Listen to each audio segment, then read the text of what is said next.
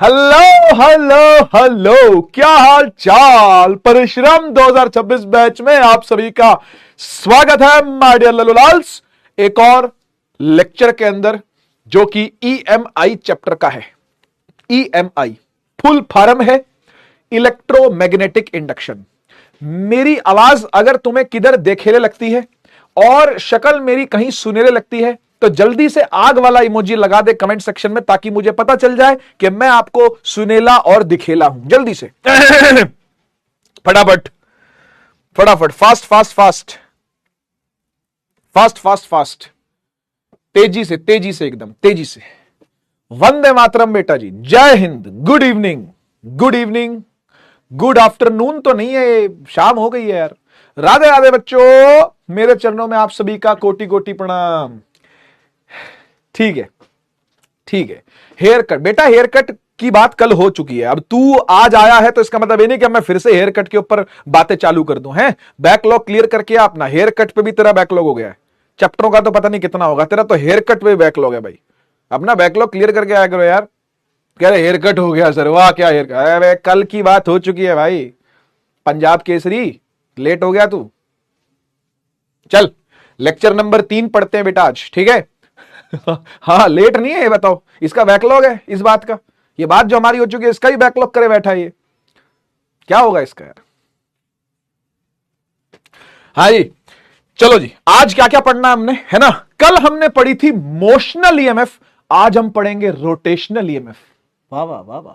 कल हमने पढ़ी थी मोशनल ईएमएफ, आज हम पढ़ेंगे रोटेशनल ईएमएफ। उसके अलावा पढ़ेंगे सेल्फ इंडक्टेंस और पढ़ेंगे म्यूचुअल इंडक्टेंस। इसके बाद आपका एक लेक्चर प्रैक्टिस सेशन वाला लगेगा। एक्चुअली पता हुआ क्या, मैं आपको बताता हूं। मैंने प्रैक्टिस सवालों की बहुत सारी अंदर ही करवा दी है।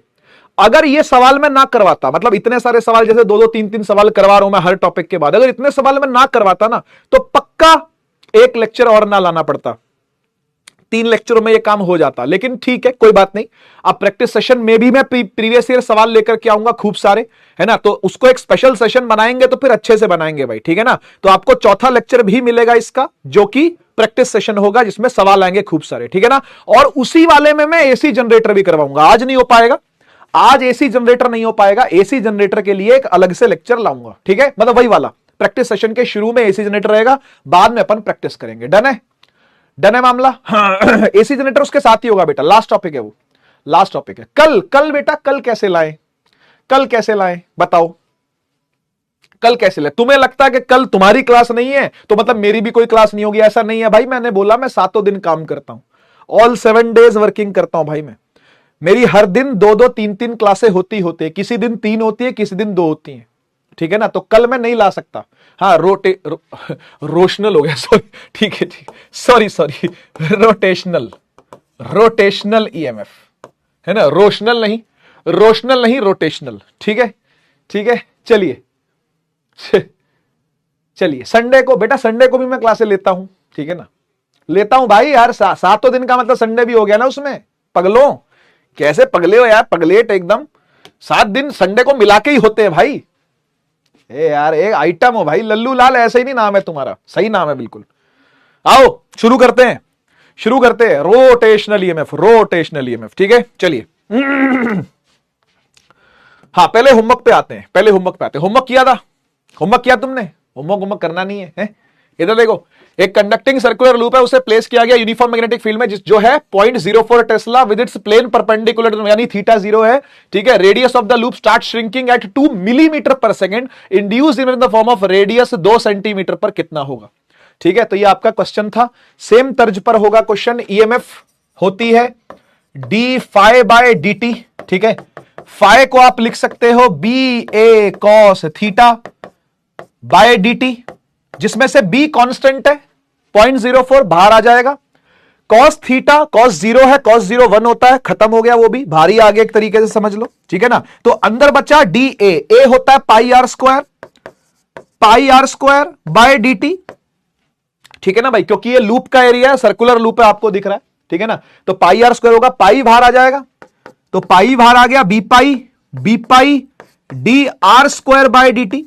हाँ जी, तो अगर d r square d r से डिफरेंशिएट हो रहा होता तो 2 आर आता, लेकिन d r square d t से डिफरेंशिएट हो रहा है, इसलिए एक d r by D t और आ जाएगा। ये रूल है भाई मैथमेटिक्स का, क्या करें अब, है तो है। ठीक है, तो आर स्क्वायर को एक बार डिफरेंशिएट करोगे 2r लिखोगे, फिर उसको फिर डिफरेंशिएट करोगे तो D r by D t और लिखना पड़ेगा आपको। अब देखो गिवन क्या क्या है, क्या बी गिवन है? यस, ये बी है जो गिवन है। पाई, पाई तो पाई है, टू तो टू है। आर, क्या आर गिवन है? यस। रेडियस भी गिवन है, ये रेडियस आर। और क्या D r by D T given है? जी हां बिल्कुल, लूप श्रिंक कर रहा है 2 मिलीमीटर प्रति सेकंड की रफ्तार से, तो ये रफ्तार यहां पे दी हुई है, D r by D T वाली रफ्तार यहां पर आपको दी हुई है, कितनी रफ्तार से धीरे धीरे धीरे धीरे धीरे धीरे लूप क्या कर रहा है, श्रिंक कर रहा है। तो D r by D T भी गिवन है 2 मिलीमीटर पर सेकंड है, उसको मीटर में कन्वर्ट करेंगे, सब कुछ लिख लेते हैं, आ जाओ आ जाओ। बी कितना है? 0.04। पाई तो पाई है, टू तो टू है, आर तो आर है, लेकिन सेंटीमीटर में है तो मीटर में कन्वर्ट कर ले बेटा 100 से डिवाइड करके। उसके बाद D r by D T है 2 मिलीमीटर पर सेकंड है, मिलीमीटर को फिर 1000 से करना पड़ेगा तेरे को, तब जाके मीटर पर सेकंड बनेगा। ठीक है, अब निपटाओ, निपटा दो। 2 जीरो और नीचे आ गए।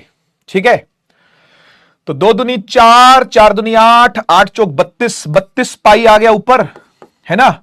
और डिवाइड में 1 2 3 4 5 6, 1 2 3 4 5 6 7 है, 7 है ना, 7 है। ठीक है, तो 1 0 से 1 पॉइंट ऊपर लग जाएगा, मतलब ये 3.2 बन जाएगा, 3.2 पाई। और नीचे 10 की पावर 6, ये ऊपर जाएगा बेटा, हो जाएगा 10 की पावर -6, 3.2 पाई 10 की पावर -6, इसको म्यू लिखा जा सकता है, तो 3.2 पाई म्यू वी। ईएमएफ निकल के आ गया, ईएमएफ निकल के आ गया 3.2 पाई म्यू वी। म्यू मतलब माइक्रो, 10 की पावर 6 को माइक्रो लिख लिया, वही कल वाला है खेल यार, किया हुआ है। 3.2 pi mu v, 3.2 pi mu v. आगे बढ़ते हैं। एक क्वेश्चन ये दिया था मैंने आपको, इसमें बोल रहा है कि एक रेक्टेंगल है, एक स्क्वायर है, एक सर्कल है, एक एलिप्स है, 4 अलग शेप है। कह रहा है सब एक्स वाई प्लेन में है, all in the x y plane. X y plane कैसा होगा? ऐसा, ठीक है ना, यही है ना एक्स वाई प्लेन, ठीक है ना, ये एक्स ये वाई, अच्छा ओके कोई नहीं, ये जेड। ठीक है, तो एक्स वाई प्लेन ये रहा, ये एक्स वाई प्लेन है, ये वाला एक्स वाई प्लेन है ये। ठीक है, तो इसी में एक रेक्टेंगल है, ये रहा रेक्टेंगल, इसी में एक स्क्वायर है, ये रहा स्क्वायर, इसी में एक सर्कल है, ये रहा सर्कल, और इसी में एक एलिप्स है, ये रहा एलिप्स। ठीक है ना, चारों कह रहा है इसी में, चारों कह रहा है इसी में, एक्स वाई प्लेन में ही चारों है। ठीक, कह रहा है are moving out of a uniform magnetic field with a constant velocity, और कांस्टेंट वेलोसिटी है v is equal to V I cap, यानी सबके सब इस तरफ जा रहे हैं, आई कैप की तरफ जा रहे हैं, आई कैप की तरफ जा रहे हैं, इस तरफ जा रहे हैं, इस तरफ जा रहे हैं, इस तरफ जा रहे हैं, सबके सब v से, सबके सब v से, सबके सब v से इस तरफ जा रहे हैं, ऐसा बोल रहा है। v is equal to V I cap, constant velocity से राइट साइड को जा रहे हैं। बढ़िया। कह रहा है magnetic field is directed along the negative sorry negative Z के अलोंग मैग्नेटिक फील्ड है। Magnetic field is directed along negative Z. वो कहां है फिर? फील्ड कहां है भाई? फील्ड कहां है? ऐसे होगी फील्ड, ऐसे क्रॉस में, है ना, नेगेटिव जेड है ना, तो मतलब अंदर को घुस रही होगी ऐसे, तो क्रॉस में फील्ड है। यूनिफॉर्म मैग्नेटिक फील्ड ऐसे क्रॉस में है, ठीक है, ऐसे यूनिफॉर्म मैग्नेटिक फील्ड है। कह रहा है induced EMF during the passage of these loops out of the field region will not remain constant for. अच्छा, कह रहा है सबके सब बाहर आए हैं, ये भी छोड़ के बाहर आया, ये भी छोड़ के, समझ गए ना, मतलब ये चारों छोड़ के बाहर निकले यहां से, ये भी छोड़ के बाहर निकला है और ये भी छोड़ के बाहर निकला है, चारों छोड़ के बाहर निकले, अपनी अपनी पोजीशन से सब लोग बाहर निकले। ठीक, कह रहा है induced EMF during the passage of these loops out of the field region will not remain constant for, यानी ये बोल रहा है कि भाई जो आपकी EMF होती है ना, वो होती है D phi by D T. ठीक है, D phi by D T. तो फ्लक्स जो है वो सब में जो चेंज हुआ होगा वो चेंज तो बराबर ही हुआ होगा सबका, नहीं, सबके फ्लक्स का चेंज तो बराबर ही होगा, किसी में अलग हो सकता है क्या फ्लक्स का चेंज? भाई देखो, मान लेते हैं कि इसके पास कंप्लीट फ्लक्स था, ठीक है, जितना भी इसमें से फ्लक्स निकल रहा होगा वो निकल रहा होगा, ठीक है ना, ये छोड़ के बाहर गया तो इसके फ्लक्स में चेंज आया, ये भी छोड़ के बाहर, इसका भी कुछ फ्लक्स होगा, वो भी छोड़ के बाहर गया तो उसके फ्लक्स में चेंज आया, ठीक है, ये भी छोड़ के बाहर गया, इसके भी फ्लक्स में चेंज आया, ये भी छोड़ के बाहर गया, इसके भी फ्लक्स में चेंज आया, है ना। तो आप मुझे बताओ इसका क्या आंसर बनेगा, कमेंट सेक्शन मैंने ओपन कर दिया आपके लिए, क्या लगता है आपको इसका क्या आंसर बनेगा, बोलो, चैट सेक्शन ओपन है।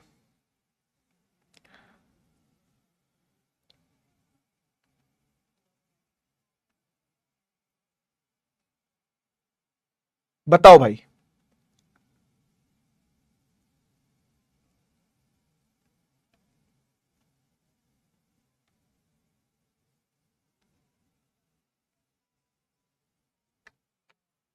किसके लिए कांस्टेंट, किसके लिए कांस्टेंट नहीं होगा, यह पूछ रहा है आपसे।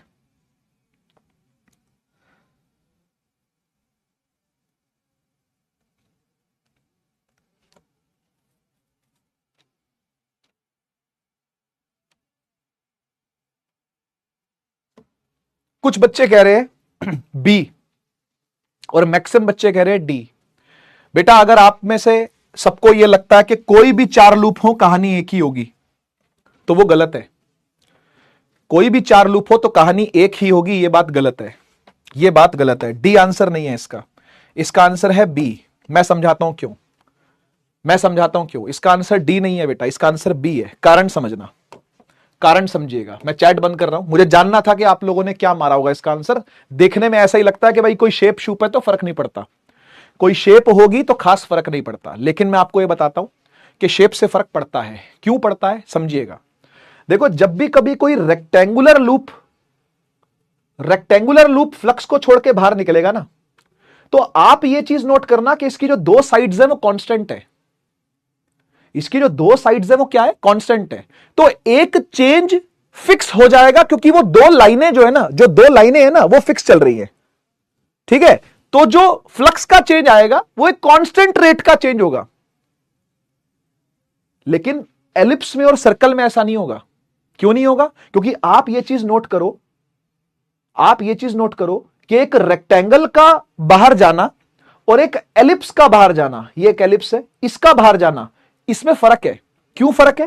क्योंकि इसका पहले बहुत छोटा सा हिस्सा बाहर निकल रहा है, फिर धीरे धीरे धीरे धीरे धीरे वो बड़ा हिस्सा बाहर निकल रहा है, तो फ्लक्स बढ़ रहा होगा। मतलब इसमें से फ्लक्स जो है वो ज्यादा कम हो रहा होगा। पहले पहले थोड़ा सा फ्लक्स निकलेगा, है ना, मतलब आप बात समझ रहे हो। पहले इतना सा इलाका हुआ, फिर अगले ही सेकंड इतना इलाका हो गया, उसके अगले सेकंड और बड़ा इलाका हो गया, उसके अगले सेकंड छोटा इलाका हो गया, उसके अगले सेकंड और छोटा हो गया, फिर और छोटा। यहां क्या था, यहां इतना निकला है तो अगले सेकंड भी इतना ही निकलेगा, तो अगले सेकंड भी इतना ही निकलेगा, तो अगले सेकंड भी इतना ही निकलेगा, तो अगले सेकंड भी इतना ही निकलेगा। अब मेरी बात समझ में आई? एक रेक्टेंगल का निकलना किसी भी फील्ड में से और एक सर्कल या एलिप्स का निकलना किसी भी फील्ड में से फर्क है, फर्क है। फ्लक्स के चेंज में फर्क है। फ्लक्स के चेंज में इसलिए फर्क है क्योंकि भाई जब ये पास हो रहा होगा ना, तो हर सेकंड मान लो, मतलब पहले मान लो पूरे में फ्लक्स था, पूरे में फील्ड थी, ठीक है। फिर क्या होगा, फिर ये इतना सा बाहर आ गया तो इतना फ्लक्स कम हो गया, फिर ये इतना सा बाहर आ गया तो एक और स्ट्रिप समझ लो कम हो गई है ना, फिर ये और बाहर आ गया तो समझ लो एक और स्ट्रिप कम हो गई है, समझ रहे हो ना। लेकिन यहां पर ऐसा नहीं होगा। यहां पर क्या होगा, पहले सेकंड इतने इलाके का फ्लक्स कम होगा, अगले सेकंड इतने इलाके का फ्लक्स कम होगा। देखो फ्लक्स बढ़ गया, उसके अगले सेकंड इतने इलाके का फ्लक्स चेंज होगा, उसके अगले सेकंड इतने इलाके का फ्लक्स चेंज होगा। इतना डिटेल में तोड़ तोड़ के समझा रहा हूं हर एक बात। तो जब मैं इतना एफर्ट लगा रहा हूं ना भाई, आपको भी एफर्ट लगा के सुनना है बात को और समझना है बात को, समझने की कोशिश करनी है कि मैं क्या समझा रहा हूं। बेटा हर सेकंड यहां पर इतना फ्लक्स चेंज हो रहा है, फिर अगले सेकंड फिर इतना चेंज हुआ, फिर अगले सेकंड फिर इतना चेंज हुआ, यानी फ्लक्स कॉन्स्टेंटली चेंज हो रहा है। रेक्टेंगल में और स्क्वायर में भी ऐसा ही होगा। आप समझ रहे हो क्यों? क्योंकि ये 2 साइड्स इसकी फिक्स है, इसकी 2 साइड्स फिक्स नहीं है, इसकी 2 साइड्स पहले बढ़ रही हैं, फिर ये दो साइड्स घट रही हैं। सर्कल में भी ऐसा ही होगा, सर्कल में भी ऐसे ही होगा, पहले दो साइड बढ़ रही हैं फिर दो साइड घट रही हैं, है ना। तो हर सेकंड इसका फ्लक्स और ज्यादा चेंज हो रहा है ना। और फिर बीच में एक बार आने के बाद फिर ये हर सेकंड कम फ्लक्स चेंज होगा, हर सेकंड कम फ्लक्स चेंज होगा, हर सेकंड कम फ्लक्स चेंज होगा, हर सेकंड कम फ्लक्स चेंज होगा, हर सेकंड कम फ्लक्स चेंज होगा। तो ईएमएफ सेम नहीं आएगी, क्योंकि ईएमएफ डिपेंड करती है फ्लक्स के चेंज पर, और फ्लक्स के चेंज का रेट जो है वो अलग अलग है। इसलिए कह रहा है कि कांस्टेंट नहीं रहेगा सर्कुलर और एलिप्टिकल लूप्स के लिए, क्योंकि उनकी शेपें ऐसी हैं। हर सेकंड इसमें सेम अमाउंट का फ्लक्स चेंज हो रहा है, इसमें हर सेकंड सेम अमाउंट का फ्लक्स चेंज नहीं हो रहा है। हजम करो हजम करो भाई इस बात को, ठीक है। आगे बढ़ते हैं। इसका आंसर बहुत इजी था। बात हो रही थी कि भाई बीएलवी होता है ना, ईएमएफ क्या होता है, बीएलवी, बी एल और वी, है ना। तो इसमें एल इफेक्टिव क्या होगा, एल इफेक्टिव। तो एल इफेक्टिव क्या होगा भाई, जब पूरा लूप घूम गया है ना, तो यहां से ये एल, ये एल, ये एल, ये एल, इसका एल इफेक्टिव क्या आएगा, इसका एल इफेक्टिव 0 आएगा। डिस्प्लेसमेंट ही तो होती है एक तरीके से। एल इफेक्टिव क्या होता है, डिस्प्लेसमेंट ही तो होती है, इनिशियल फाइनल वही तो है। हमेशा यही तो करा था जब ये देखा था, याद है, जब ये देखा था ये इनिशियल है ये फाइनल है, इसको जोड़ दो वेलोसिटी के परपेंडिकुलर, है ना। अब वेलोसिटी के परपेंडिकुलर वेलोसिटी ऐसी है ना, वेलोसिटी ऐसी है, लेंथ मान लो यहां से शुरू करी यहीं वापस आ गए, एल इफेक्टिव तो 0 है, एल इफेक्टिव 0 है, तो ईएमएफ भी क्या होगी, 0 होगी। तो आंसर है कि ईएमएफ 0 होगी, करंट भी 0 होगा। समझ गए, ईएमएफ 0, करंट भी 0। बढ़िया बढ़िया, समझ में आ गया।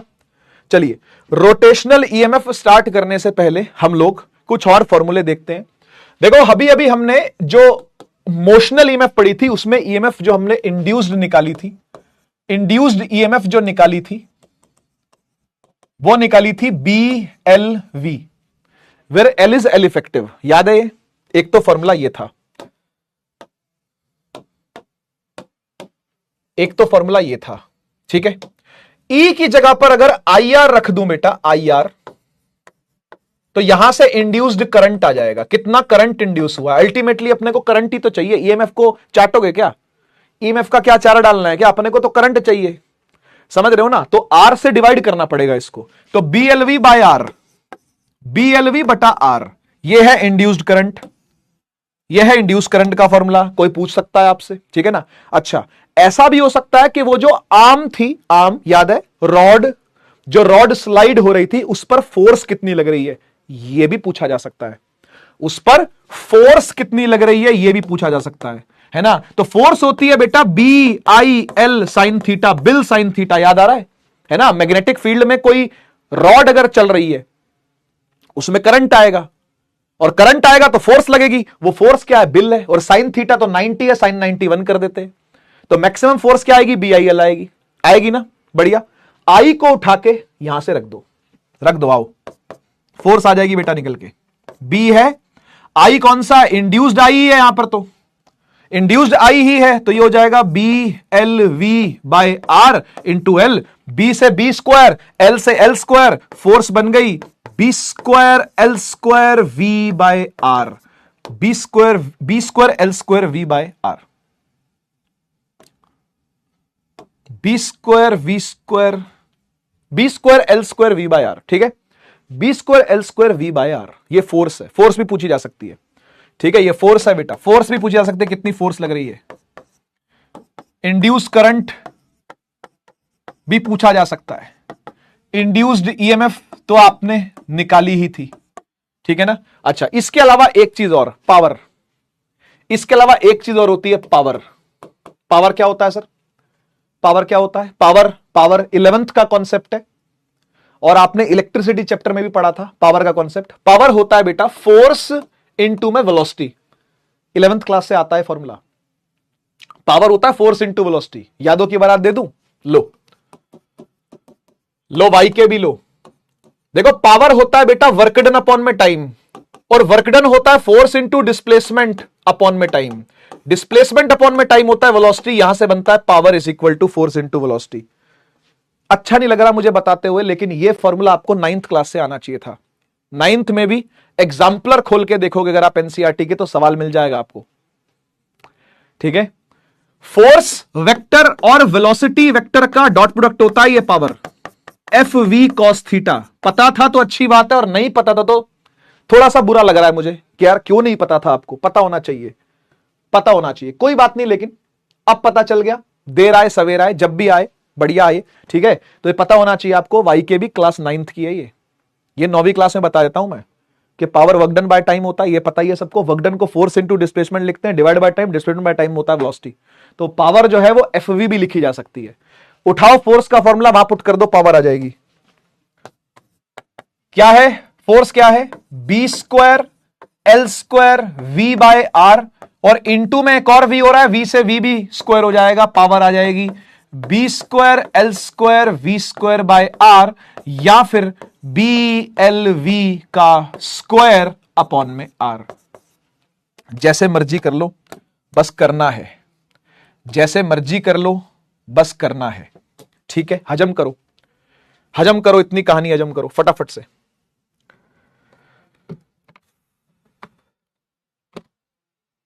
B square L square V square by R. ठीक, ठीक है, आगे चलें, आगे चलें, चलो आते हैं भाई आज वाले टॉपिक पर। आज का टॉपिक है रोटेशनल ईएमएफ। रोटेशनल ईएमएफ क्या करेंगे, सुनना क्या करेंगे। देखो, एक रॉड लेंगे, एक रॉड लेंगे जिसकी लेंथ होगी L, ठीक है, जिसकी लेंथ होगी L, और वो रॉड को एक तरफ से पाइवट कर देंगे। पाइवट मतलब होता है फिक्स कर देना, पाइवट करना मतलब होता है फिक्स कर देना। एक तरफ से इसको क्या क्या कर दिया, फिक्स कर दिया। Now it is free to rotate from the free end. ये दूसरा वाला फ्री एंड होगा, इसे बोलते हैं फ्री एंड। ठीक है, एक होता है पाइवटेड एंड, दूसरा होता है फ्री एंड। तो पाइवट एंड से क्या किया, इसको ठोक दिया, कील मार के ठोक दिया इसको, रॉड को। ठीक है, और दूसरी तरफ से रॉड को पकड़ के घुमा रहे हैं। कैसे घुमा रहे हैं, कैसे घुमा रहे हैं, नहीं ऐसे बिल्कुल नहीं घुमा रहे हैं। ठीक है, ऐसे बिल्कुल नहीं घुमा रहे, बल्कि ऐसे घुमा रहे हैं, ऐसे घुमा रहे, देखो ऐसे घुमा रहे होंगे, ऐसे ऐसे। तो ये रॉड पूरी ऐसे घूम रही है, देख ध्यान से, ये रॉड ऐसे घूम रही होगी, ऐसे।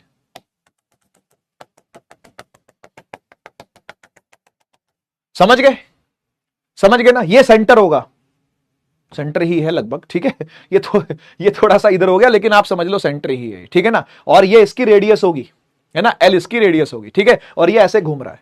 ठीक है, अब जब ये घूम रहा है ना, तो हमने मैग्नेटिक फील्ड भी लगा रखी है। मतलब हम भी कम शाणे नहीं है, हम तो ईएमएफ प्रोड्यूस करवा ले जाएंगे इस रॉड में। इस रॉड में भी हम लोग ईएमएफ प्रोड्यूस करवा ले जाएंगे। अच्छा, ये कहां पर है टॉपिक, मैं आपको बताता हूं, एनसीईआरटी के एग्जांपल्स में दिया हुआ है। एनसीईआरटी के एग्जाम्पल में दिया हुआ है, तो एग्जाम्पल खोल के देखोगे आपको मिल जाएगा। ना खोल के देखो तो भी ट्रस्ट कर सकते हो आप मुझ पर। ठीक है, तो वहां पर दिया हुआ है। ठीक है, बाकी बाकी मेन बात पर आते हैं, मुद्दे पर आते हैं। ठीक है, तो देखो इसको निकालने के लिए क्या करेंगे बेटा, अगर हमको ईएमएफ देखनी है कि भाई जब ये ऐसे घूमेगी, ऐसे घूमेगी, कर ऐसे घूमेगी इस पे, है ना, तो फिर आप ईएमएफ कैसे निकालोगे। तो हम इमेजिन करते हैं सबसे पहले तो ये जो घूम रही है, ये जो घूम रही है किसी ओमेगा से घूम रही है। इमेजिन करो, इमेजिन करो, ओमेगा क्या होता है, रोटेशनल स्पीड होती है ना, तो ये किसी ओमेगा से घूम रही है about this pivot, about this centre. ठीक है ना, घूम रही है, और फील्ड बी है, तो बी फील्ड में एल लेंथ की एक रॉड एक तरफ से पाइवट ओमेगा की स्पीड से घूम रही है।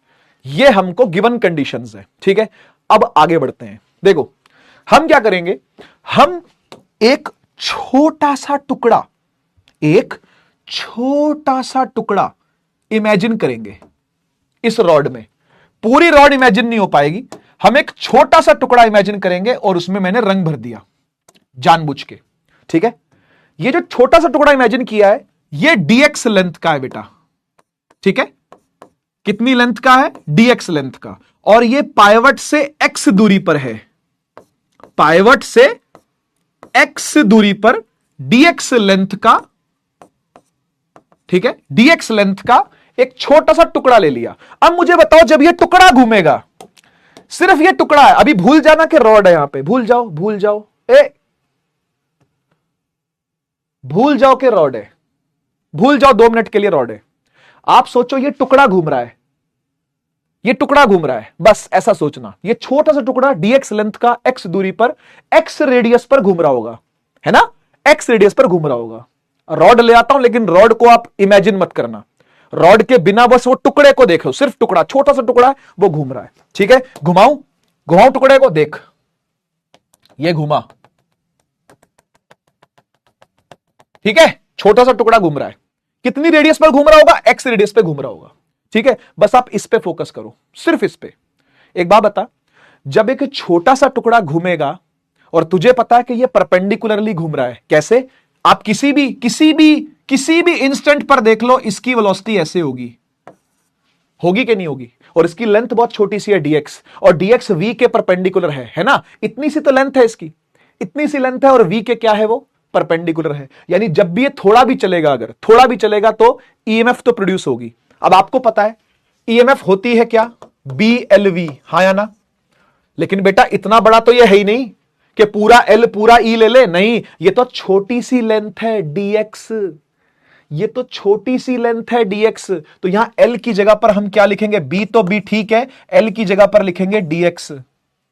क्या समझे, V को V ही लिखे रहने देंगे, क्योंकि स्पीड तो इसकी कुछ ना कुछ है, स्पीड तो इसकी कुछ ना कुछ है, हमेशा है, ठीक है, वो तो V है। अच्छा, E नहीं लिख सकते, E इंड्यूस नहीं लिख सकते, हम लिखेंगे DE इंड्यूस्ड। समझ गए ना, छोटी सी ईएमएफ पैदा होगी, क्योंकि छोटी सी लेंथ है। अरे छोटी लेंथ है तो छोटी सी ईएमएफ ही तो प्रोड्यूस करेगा, तो इसको मैं E नहीं लिख सकता, DE लिखूंगा। क्या समझ में आया, तो DE is equal to B dx V, ये कहानी है, B dx V। ठीक, अब आगे सुन, अब आगे सुन बेटा, हम जानते हैं कि हम V को R ओमेगा लिख सकते हैं, circular motion class 11th, V को R ओमेगा लिख सकते हैं।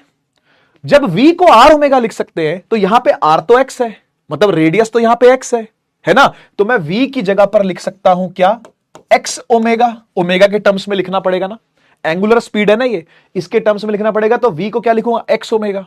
बात तो सही है सर, X ओमेगा, तो मैं V को रिप्लेस कर रहा हूं किससे, X ओमेगा से। देखियो जरा ध्यान से, V की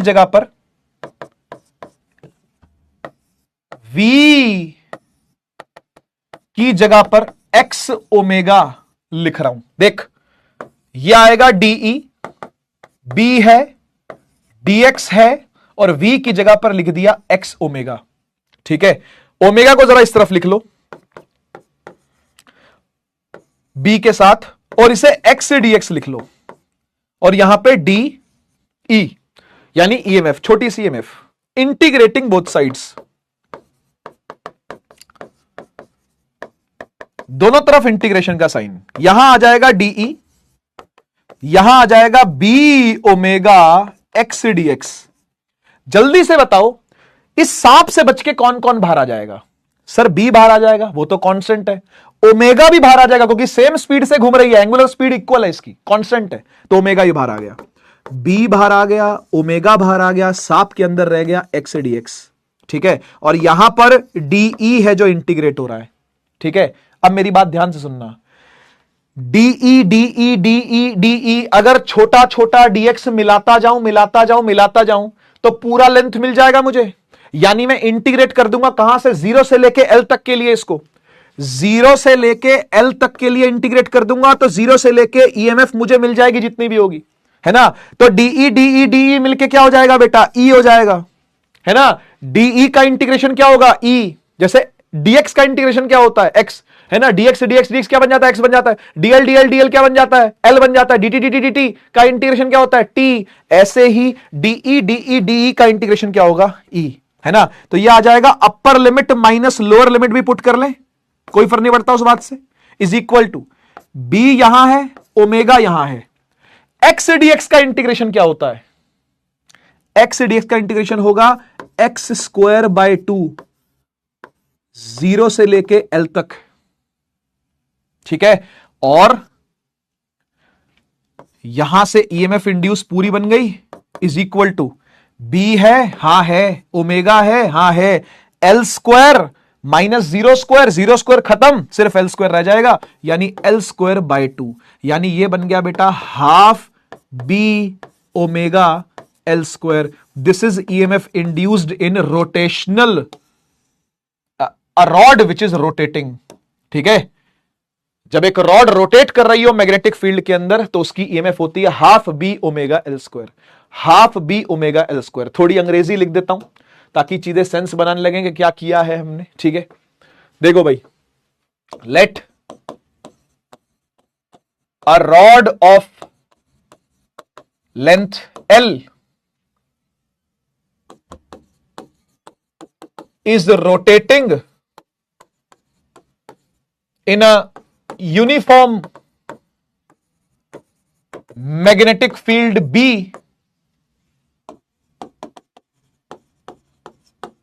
with angular speed ओमेगा. ठीक है, फिर हमने एक dx क्या लिया, एलिमेंट लिया x डिस्टेंस पर. ठीक है ना, यहां वो लिख देता हूं इधर इस जगह पर, ए यहां BLV के नीचे. ठीक है ना, let's take an element of length dx. ठीक है, at a distance x from pivot. बस फिर शुरू हो जाओ, फिर शुरू हो जाओ सारी कहानी. ठीक है, समझ गया क्या किया है. एक छोटा सा x लेंथ का एलिमेंट लिया है ना, वो v स्पीड से चल रहा होगा, कहीं पे भी चले चाहे वो v स्पीड से चलेगा, x रेडियस पे चलेगा. उसके लिए दोबारा से ये फॉर्मूला लिख लिया ईएमएफ इंड्यूस वाला. छोटी सी ईएमएफ इंड्यूस होगी क्योंकि छोटा सा लेंथ है तो छोटी ईएमएफ आएगी, तो b dx v हो गया, लेंथ की जगह पे dx लिख लिया. ठीक है, फिर v को रिप्लेस कर दिया किससे, x ओमेगा से, क्योंकि v r ओमेगा होता है. x ओमेगा से रिप्लेस कर लिया, दोनों तरफ इंटीग्रेशन डाल दी, खत्म. 0 से लेके l तक के लिए टुकड़े टुकड़े टुकड़े टुकड़े टुकड़े टुकड़े टुकड़े टुकड़े टुकड़े टुकड़े टुकड़े टुकड़े मिलाते जाओगे, पूरी लेंथ मिल जाएगी. तो dx से dx से dx से dx से 0 से लेके l तक के लिए इंटीग्रेट कर दिया, पूरी रॉड मिल गई. पूरी रॉड मिल गई. 0 से लेके l तक के लिए इंटीग्रेट कर दिया, पूरी रॉड मिल गई. ठीक है, एक बार हाथ से लिख के देखना, आपके एनसीईआरटी के एग्जांपल्स में दिया हुआ है बेटा ये. ठीक है, आगे बढ़ते हैं. एनसीईआरटी एग्जांपल उसी के नीचे दिया हुआ है जहां पर ये करवाया ना डेरिवेशन के नीचे ये वाला क्वेश्चन दिया हुआ है. कह रहा है एक व्हील है जिसमें 10 स्पोक्स हैं. स्पोक समझते हो क्या होता है, ये पहिया है, पहिए में 10 स्पोक है. तो ऐसा ऐसा ऐसा कितने हो गए, 1 2 3 4 5 6 7 8 और 9 10. ठीक है ना, 10 स्पोक हो गए. 1 2 3 4 5 6 7 8 9 10, 10 स्पोक हो गए. ठीक है ना, तो 10 स्पोक्स वाला एक व्हील है, व्हील पहिया. ठीक है, कह रहा है वो रोटेट कर रहा है इन क्रॉस मैग्नेटिक फील्ड. फील्ड कैसी है, ऐसे क्रॉस में है, क्रॉस में मैग्नेटिक फील्ड है, और बता रखे कितनी, 0.4 गॉस. ठीक है, गॉस में दे रखी है, मतलब आप समझ जाओ, गॉस में दे रखी है मतलब टेस्ला में आपको चेंज करनी पड़ेगी, है ना. तो 1 टेस्ला होता है 10 की पावर 4 गॉस, ये मैंने आपको बताया हुआ है. 1 टेस्ला होता है 10 की पावर 4 गॉस. ठीक है, आगे बोल रहा है 120 रेवोल्यूशन हो रहे हैं पर मिनट. ठीक है, रेवोल्यूशन पर मिनट आरपीएम दिया हुआ आपको कितना है, 120. ठीक है ना, आरपीएम 120 है. ठीक है, तो आरपीएम 120 है, तो आप चाहो तो इसको कन्वर्ट कर सकते हो कि कितने ओमेगा घुमा है, वो कितने ओमेगा घुमा है उसमें कन्वर्ट हो सकता है. ठीक है ना, रेडियस ऑफ व्हील दी हुई है आपको 0.5 मीटर. ठीक है, कह रहा फाइंड द ईएमएफ इंड्यूस, कितनी ईएमएफ इंड्यूस होगी. ठीक है, सबसे पहले एक बात समझो, स्पोक्स अगर आपको दिए हुए हैं तो जितने स्पोक है ना, 10 स्पोक है ना, हर स्पोक में अपनी अपनी ईएमएफ आएगी.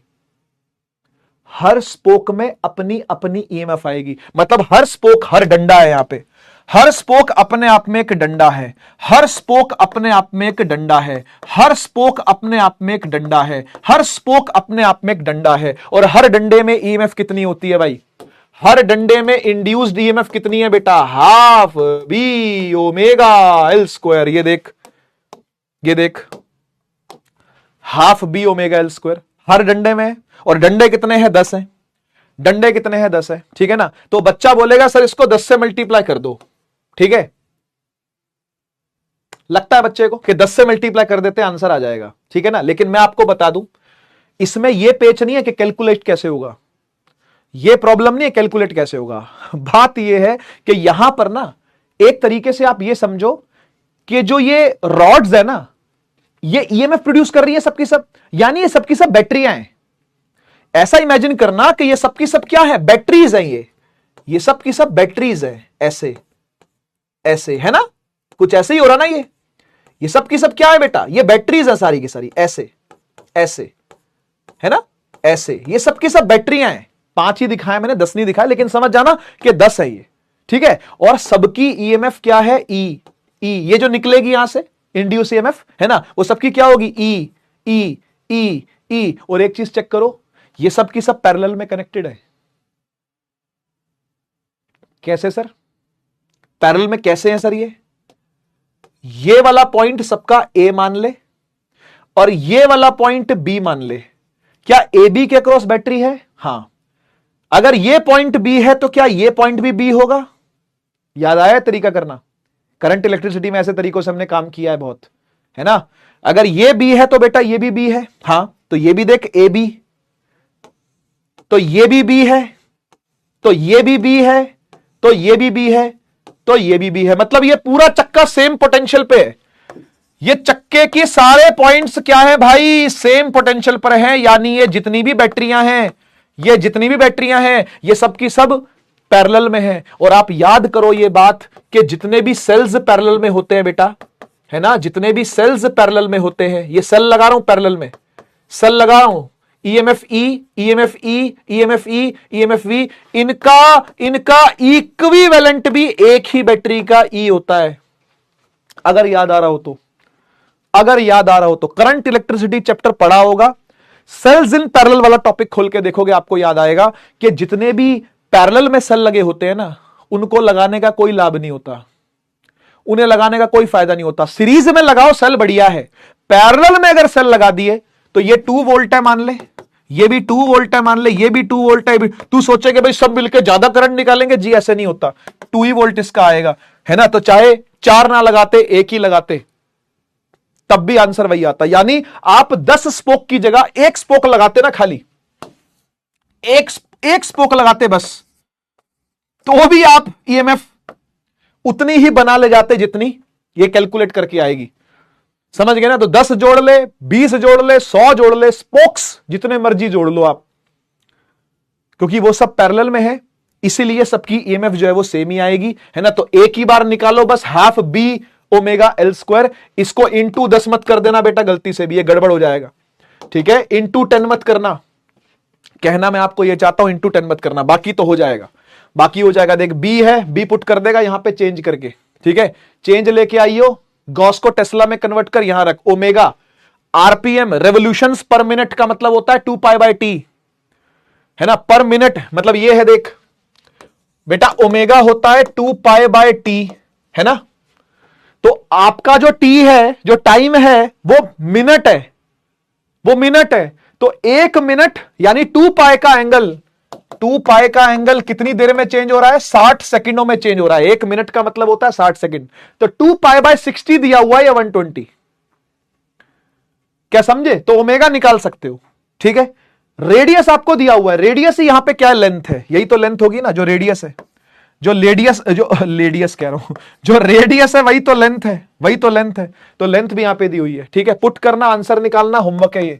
पूरा पूरा हिंट मैंने दे दिया आपको कैसे करना है, पूरा पूरा हिंट मैंने दे दिया कैसे करना है, आप करेंगे इसको खुद, ठीक है। नेक्स्ट क्लास में डिस्कस करूंगा प्रैक्टिस सेशन के अंदर।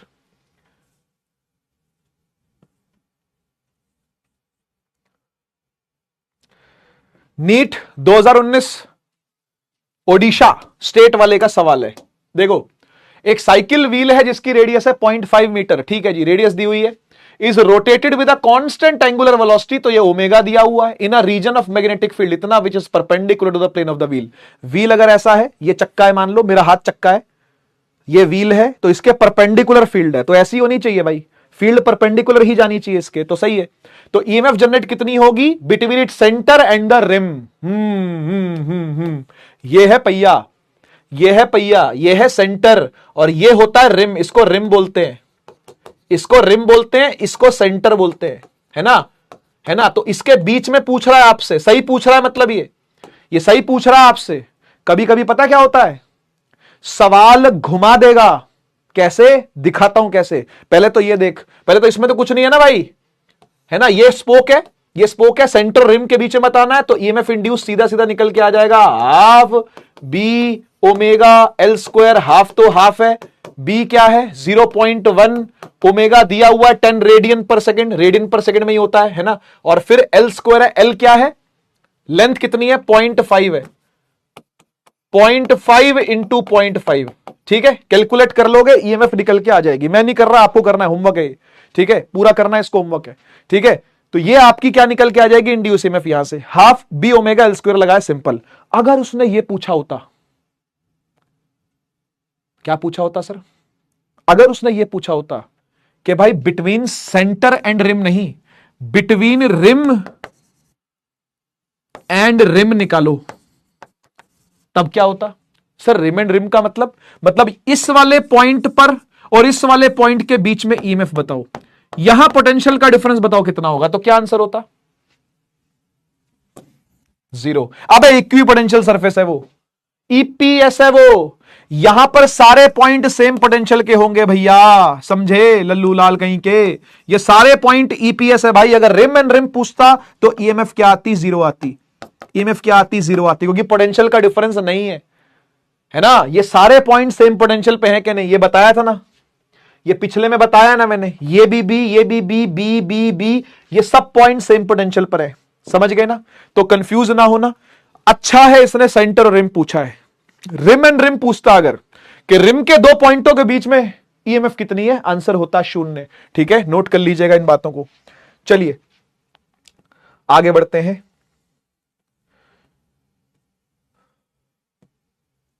थ्योरी का टॉपिक है एडी करंट्स। देखो एडी शब्द जो है ना, एडी ये आता है भंवर से, भंवर देखा आपने, जो नदियों में भंवर आती है, छोटी छोटी सी भंवर, वर्लपूल बोलते हैं जिसको इंग्लिश में, है ना, उसको लोकल भाषा में एडी बोलते हैं, एडी। तो पानी में एडीज आते हैं, छोटे छोटे एडीज आते हैं, कहीं पर यहीं कहीं यहां पानी घूम गया, कहीं वहां पानी घूम गया, है ना, ऐसे पानी है, स्विमिंग पूल है मान लो, यहां नदी है मान लो, तो उसमें ऐसे छोटे छोटे यूं भंवर से बनते रहते हैं, ऐसे ऐसे ऐसे ऐसे ऐसे ऐसे ऐसे ऐसे ऐसे ऐसे, इनको एडीज बोलते हैं, एडीज इन वाटर, है ना, एडीज इन वाटर, पानी में एडीज आते हैं, है ना, वो किसी भी कारण से आ सकते हैं, आपने चप्पू चला दिया तो आ जाएंगे, आप निकल के जा रहे हो तो आपके पैर के आसपास घूम जाता है पानी, फ्लो है, टर्बुलेंट सा फ्लो है, तो एडीज तो आएंगे। अब ये एडी करंट्स क्या है, मतलब करंटों में एडी कैसे होता है वो समझाता हूं। कह रहा जो इंड्यूस करंट प्रोड्यूस होते हैं ना बल्क पीसेस ऑफ कंडक्टर्स में, बल्क पीसेस मतलब सर बेटा अभी तक जो हम पढ़ते आए ना, वो हम पढ़ते आए फ्रेम्स, वो हम पढ़ते आए फ्रेम्स के फ्रेम में करंट पैदा हो रहा है ना, यही पढ़ा ना हमने क्या पढ़ा है, हमने पढ़ा भाई लूप में करंट आ रहा है, ठीक है ना, सोलेनॉइड में करंट आ रहा है, इस लूप के थ्रू फील्ड बढ़ा रहे हैं, घटा रहे हैं, तो इसमें क्या आ रहा है, करंट आ रहा है। अभी तक हमने लूपों की बातें करी है, अभी तक हमने फ्रेम्स की बातें करी है, अब बात हो रही है बल्क मटेरियल की। बल्क मटेरियल मतलब जिसके अंदर भी माल हो, अंदर से खाली ना हो, ये है अंदर से खाली, हालो, अंदर से हालो है, ये खाली है, ये भी अंदर से क्या था, हालो था, हालो, ए हालो हालो, यानी अंदर से खाली था। पर बल्क मटेरियल कैसा होगा, बल्क मटेरियल ऐसा होगा, देख बल्क मटेरियल ऐसा होगा, ये ऐसा ऐसा अंदर से भरा हुआ। एक लोहे की पत्ती इमेजिन कर, पत्ती देखिए लोहे की। अच्छा घर पे पेंटिंग का काम करवाया है, जो पेंटर आता है उसने देखा अपने साथ एक लोहे की पत्ती लेके आता है, उसको रगड़ रगड़ के पेंट निकालता है ना, कभी पुट्टी करवाई हो, कभी पीओपी करवाया हो, तो तूने देखा होगा उसके ऊपर यूं लोहे की पत्ती से उसको प्लेन करता है, वो लोहे की पत्ती इमेजिन कर, वो एक बल्क मटेरियल, लोहे की पत्ती, लोहे की पत्ती, समझ गया ना। इंग्लिश में क्या बोलेंगे, आयरन लीफ मुझे नहीं पता इंग्लिश में क्या बोलते हैं इसको, लेकिन तू समझ गया, अंदर भी माल भरा हुआ है बेटा, अंदर से खाली नहीं, अंदर से खाली था, इसके अंदर हवा है, हवा हवाई, जैसे ये है ना भाई, ये हवा हवाई अंदर से आर पार हो रहा है, आर पार हो रहा है ना। अब ये आर पार नहीं हो सकता, तो this is a bulk metal, bulk material, समझ गया। तो कह रहा बल्क मटेरियल में भी क्या होता है पता है, करंट इंड्यूस होता है। कब, जब ये बल्क मटेरियल को हम झुलाते हैं, मतलब मैग्नेटिक फील्ड में लेके जाते हैं और वहां से झुला के बाहर लेके आते हैं, उस दौरान में इस पे भी करंट पैदा होता है। और समस्या पता है क्या है, अब प्रॉब्लम सुनो, एडी करंट्स की प्रॉब्लम सुनो क्या है। एडी करंट्स की प्रॉब्लम यह है कि भाई करंट को चाहिए पाथ, करंट को चाहिए well defined path. Hollow frames में क्या होता है कि करंट के पास चलने के लिए यही जगह है, उसको पता है कि मुझे ऐसे ही चलना है ना, करंट को पता है कि मुझे ऐसे ही चलना है, उसके लिए है वेल डिफाइंड पाथ्स। क्या है? वेल डिफाइंड रास्ते। उसे पता है मुझे इसी रास्ते पे चलना है। यहां अगर होगा सोलेनॉइड में तो उसको पता है कि भाई मुझे इसी इसी इसी इसी रास्ते पे चलना है ना। लेकिन यहां क्या समस्या है पता है? इधर इधर क्या समस्या है पता है? अगर इस पूरे बल्क में करंट आ गया ना तो करंट को पता ही नहीं है मुझे कैसे चलना है। तो करंट क्या करता है पता है? करंट ना छोटे छोटे छोटे छोटे भंवरे बना लेता है, ऐसे ऐसे, कोई यूं है ना, कोई ऐसा, समझ रहा है? इस तरीके से क्या करेगा? भंवरे बना लेगा, भंवर बन जाएंगे ऐसे ऐसे, क्योंकि करंट बेचारे को पता ही नहीं कैसे चलना है। पूरे में तो करंट आएगा नहीं कि भाई पूरी पत्ती में करंट आ जाए, तो भाई करंट क्या मतलब इतना लंबा चौड़ा ऐसे ऐसे करके करंट चलेगा क्या? यूं ऐसा नहीं होता ना। तो भंवरे बन जाती है छोटी छोटी, और कभी कभी ये भंवरे जुड़ के बड़ी बन जाती है। ऐसा नहीं है कि बड़ी नहीं बन सकती। देखो ये बड़ी भंवर है, ये बड़ी भंवर है, फील आ रही है? मैं जो बता रहा हूं वो फील आ रही है? वेल डिफाइंड पाथ नहीं है। या तो वेल डिफाइंड पाथ था, रास्ता था ना कि भाई ये रास्ता है, रास्ते पे चलना है तूने। हवा में चल नहीं सकता करंट। हजम कर पा रहे हो जो बोल रहा हूं? हजम हो पा रही है? वेल डिफाइंड पाथ पे करंट चलेगा। यहां वेल डिफाइंड पाथ ही नहीं है, तो क्या करता है? भंवरे बनाता है, भंवरे बनाता है। इस भंवरों को, इन्हीं भंवरों को कहते हैं एडी करंट्स। इन्हीं भंवरों को कहते हैं एडी करंट्स। समझ गए? क्योंकि वेल डिफाइंड पाथ नहीं है, नो वेल डिफाइंड पाथ।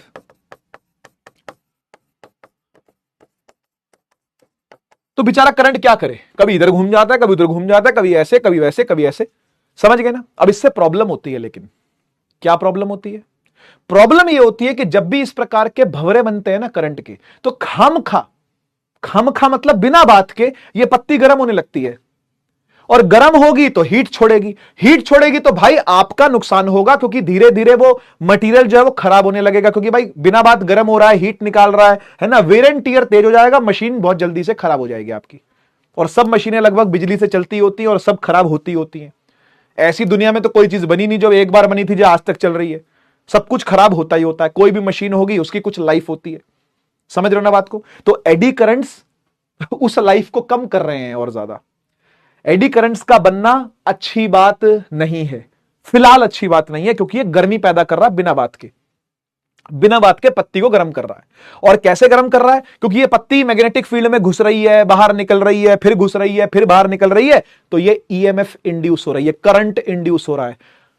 आइए पढ़ते हैं डिटेल में क्या लिखा हुआ है। Induce currents produce in the bulk pieces of conductor. Conductor के बल्क पीसेज मतलब अंदर के माल में, कंडक्टर है उसके अंदर के माल में छोटे छोटे भंवरे बने हुए हैं, और कई सारे हजारों करोड़ों भंवरे बने हुए हैं इस तरीके के, जो बिना बात के कंडक्टर को गर्म कर रहे हैं। Current is not in well defined path. समझ गए ना? वेल डिफाइंड पाथ नहीं होता। There flow patterns resemble swirling eddies in water. ऐसा लगता है जैसे पानी में भंवरे आए ना, इसलिए इनको एडी करंट्स कहते हैं। फील दे पाया मैं आपको? फील आ पाई करंट की, एडी करंट की? क्या होता है एडी करंट? ठीक है, ठीक है। A copper plate is allowed to swing like a simple pendulum between two magnets, just like this. ऐसे, ये दिख रहा है आपको? ये ऐसे ऐसे स्विंग करता है। अभी तो इसको मैं बताऊंगा ये ऐसा क्यों है, ऐसा मत समझना। समझो पत्ती है और ऐसे ऐसे स्विंग कर रही है, पेंडुलम की तरह स्विंग कर रही है। ठीक है ना? यही लिखा हुआ है। कह रहे copper plate is allowed to swing like a simple pendulum between two magnets. मान लो इधर एक मैग्नेट है, इमेजिन करना, इस तरफ एक नॉर्थ पोल है, इस तरफ एक साउथ पोल है, जस्ट इमेजिन, और उसके बीच में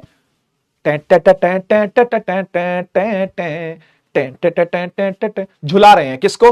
लोहे की पत्ती को, कॉपर की पत्ती को। ऐसा बोल रहा है, कह रहे कॉपर की प्लेट को झुला रहे हैं उसके बीच में, जैसे पेंडुलम झूलता ना, ऐसे झूल रहा है। तो फील्ड ऐसी है, फील्ड ऐसी और पत्ती ऐसे झूल रही है, पत्ती ऐसे झूल रही है। ठीक है ना? फील्ड ऐसी है ना? पत्ती को डांडिया खेलना है तो ये झूल रही है मस्त अपना। ठीक है? Motion is damped.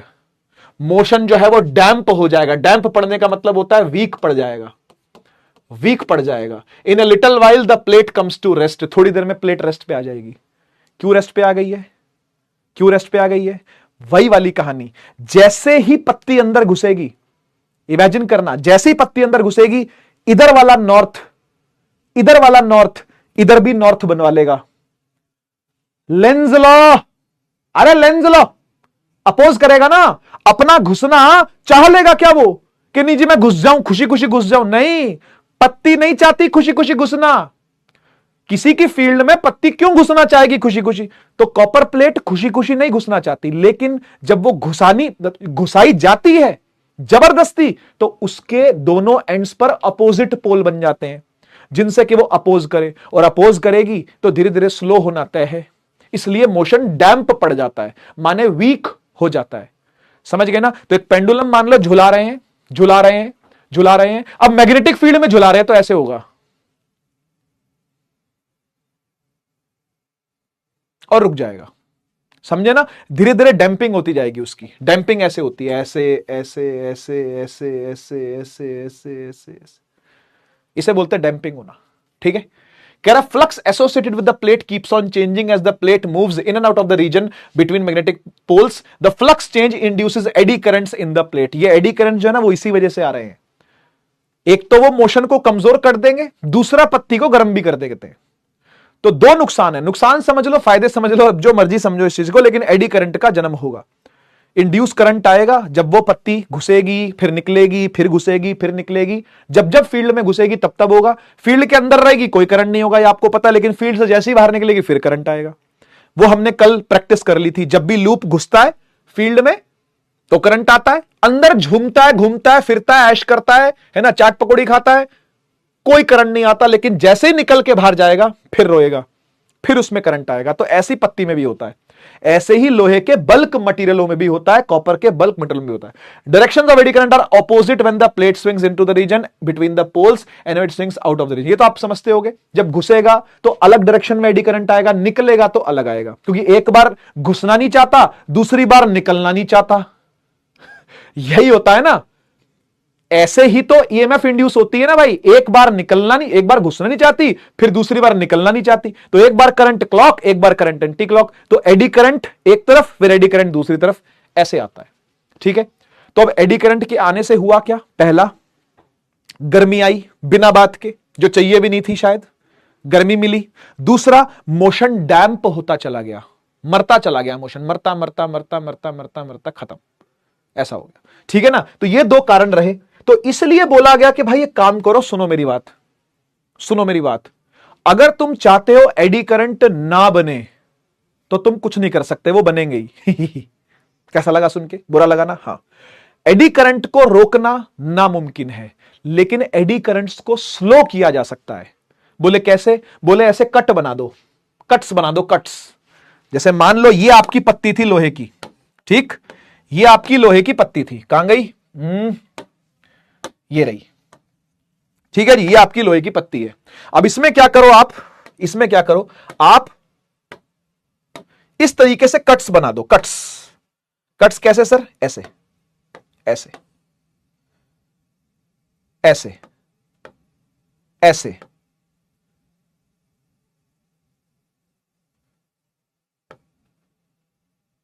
ऐसे ऐसे ऐसे ऐसे ऐसे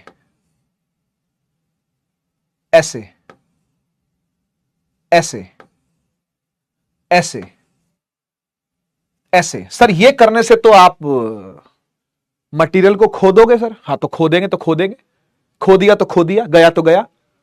हमें एडी करंट नहीं चाहिए भाई बिना बात के, बात समझो। हमें बिना बात के, बिना कारण के एडी करंट नहीं चाहिए। एडी करंट हम चाहते हैं कम से कम आए। तो ये करने से कैसे कम हो गया सर? ये कंघी बना दी आपने, तो कंघी, ये तो कंघी बन गई ना, कोम्ब, ये तो कंघी बना दी आपने। ये बनाने से कैसे आप एडी करंट कम कर लोगे? बोले ऐसे कम कर लेंगे कि भाई पहले क्या हो रहा था, पहले क्या हो रहा था कि एडी करंट एक दूसरे में मिल मिल के बड़े हो रहे थे। एडी करंट एक दूसरे में मिलके क्या हो रहे थे? बड़े बड़े हो जा रहे थे। अब क्या होगा पता है? अब क्या होगा पता है? अब एडी करंट को यहां से चल के जाना पड़ेगा, फिर घूम के आना पड़ेगा, फिर यहां चल के जाना पड़ेगा, फिर घूम के आना पड़ेगा, फिर यहां चल के जाना पड़ेगा, घूम के आना पड़ेगा, यहां चल के जाना पड़ेगा, घूम के आना पड़ेगा। वो कहता है भाई मैं थक गया यार, इतना नहीं चला जाएगा यार, लेंथ बढ़ा दी है, पाथ बढ़ा दिया है, करंट का रास्ता मुश्किल बना दिया है। करंट का रास्ता अगर लंबा कर दिया जाएगा, मुश्किल कर दिया जाएगा, तो करंट हाथ जोड़ लेता है। यह आपको पता है, क्योंकि लंबाई बढ़ती है तो रेजिस्टेंस बढ़ती है। याद करो, रेजिस्टेंस के डायरेक्टली प्रोपोर्शनल लेंथ होती है कि नहीं होती भाई? R is proportional to L. Length बढ़ा दी है भाई हमने बेसिकली, समझ रहे हो ना? ये कट्स बनाने से क्या हुआ? कट्स बनाने से करंट को लंबा रास्ता चल के आना पड़ रहा है। बेचारा अपने भाई से मिल नहीं पा रहा, जो भाई इसके बगल में होता उससे मिल लेता, उससे जुड़ जाता, बड़ा भंवर बना लेता। बड़ा भंवर बन ही नहीं पा रहा, छोटी छोटी भंवरियां बन रही हैं, भंवरियां, छोटे छोटे भंवर बन रहे हैं, छोटे छोटे एडीज बन रहे हैं। वो ना के बराबर है, वो ना के बराबर एडीज बन रहे हैं। समझ गए ना? लेंथ के बढ़ाने से रेजिस्टेंस बढ़ा दिया, जिसके कारण से करंट वीक पड़ गया है। और यही हम चाहते थे कि एडी करंट्स वीक पड़ जाएं। तो कभी भी आपको एडी करंट्स को मारना हो तो आपको कुछ ना कुछ खोना पड़ेगा। कुछ खो के ही कुछ पाया जाता है, बिना खोए पाया नहीं जाता। नो पेन नो गेन, आपको पता ही बात है ना भाई? कुछ पाने के लिए कुछ खोना पड़ता है। तो वही बात है, एडी करंट्स को आपको कम करना था, बिना बात की हीट आपको नहीं निकलवानी थी, लाइफ बढ़ानी थी मटेरियल की, तो ये कट्स बनाने पड़ते हैं। कट्स बनाने पड़ते हैं। कट्स बनाने से क्या हुआ कि करंट का पाथ लंबा हो गया। करंट का पाथ लंबा हो गया, रुकावटें लंबी हो गई। रुकावटें लंबी हो गई, करंट बेचारा खुद ही हाथ जोड़ रहा है। मैं इतना नहीं चल पाऊंगा जी, सॉरी जी, सॉरी, मैं मेरे से नहीं हो पाएगा जी। पढ़ लो। If rectangular slots are made in the copper plate, ऐसे स्लॉटिंग कर दी गई, कट्स बना दिए, स्लॉट्स कर दिए, ठीक है। Area available to flow of eddy currents is less, damping is reduced. अपने आप ही एरिया कम हो गया। जितने में मिल मिला करके वो बड़े बड़े एडी बना पा रहे थे, अब मर जाते हैं, छोटे छोटे एडी बन के मर जाते हैं। Used in the metallic course of transformers, electric motor, such devices. अब देखो कितने कितने हैवी मशीनरी में काम आता है। ट्रांसफॉर्मर लगते हैं हमारे घरों के बाहर, हमारे मोहल्लों के बाहर, वहां पर ये इस तरीके के कट्स जरूरी होते हैं बनाने, क्योंकि इनमें मैग्नेटिज्म काम करता है। मैग्नेटिज्म काम करता है, बार बार ऐसे बल्क मटेरियल को डील करना पड़ता है मैग्नेटिक फील्ड के साथ। कभी घुसती है फील्ड में, कभी निकलती है फील्ड में, और एडी करंट ही बनते रहे। सोचो तो क्या होगा, कितना पावर लॉस होगा, कितनी एनर्जी का लॉस होगा। बिना बात के गर्मी फैल रही है भाई सराउंडिंग में, कोई मतलब ही नहीं जिसका। बिना बात के हम हीट को लूज कर रहे हैं। इलेक्ट्रिक मोटर का काम है पानी ऊपर उठाना, गर्म करना थोड़ी ना उसका काम है। तुमने पानी गर्म करना हो तो भाई रॉड ले लो, ये मोटर का काम थोड़ी ना है पानी गर्म करना। वो गर्म भी कर देगी बेचारी, खुद ही इतनी गर्म हो रही है क्योंकि बात समझ रहे हो ना? और ऐसे और भी डिवाइसेस है जहां पर ऐसे स्लॉट्स बना दिए जाते हैं ताकि एडी करंट जो है वो कम बने। एडी करंट्स आर अनडिजायरेबल, पसंद नहीं है किसी को भी। एडी करंट्स किसी को पसंद नहीं है, since they heat up the core, गर्म कर देते हैं बिना बात के कोर को। कोर मतलब जो मेन जगह है जहां पर वो घूम रहा होता है कॉइल, वो गर्म हो जाता है बिना बात। डिसिपेट इलेक्ट्रिक एनर्जी, बिना बात के एनर्जी निकाल देते हैं इन द फॉर्म ऑफ हीट। आया कि नहीं आया समझ में? इसलिए लंबा रास्ता बना दिया, क्योंकि लेंथ बढ़ेगी, रेजिस्टेंस बढ़ेगी, करंट अपने आप कम हो जाएगा। ठीक है, तो देखो झुला रहे हैं लेकिन कट्स बना के, झुला रहे हैं लेकिन कट्स बना के। तो कट्स के अंदर अंदर छोटी छोटी एडी रह जाएगी, और छोटी छोटी एडी रह जाए तो कोई दिक्कत नहीं, मिलके बड़ी एडी ना बनाए, प्रॉब्लम ये है। ठीक है, पर इतनी गंदी बेइज्जती करने के बाद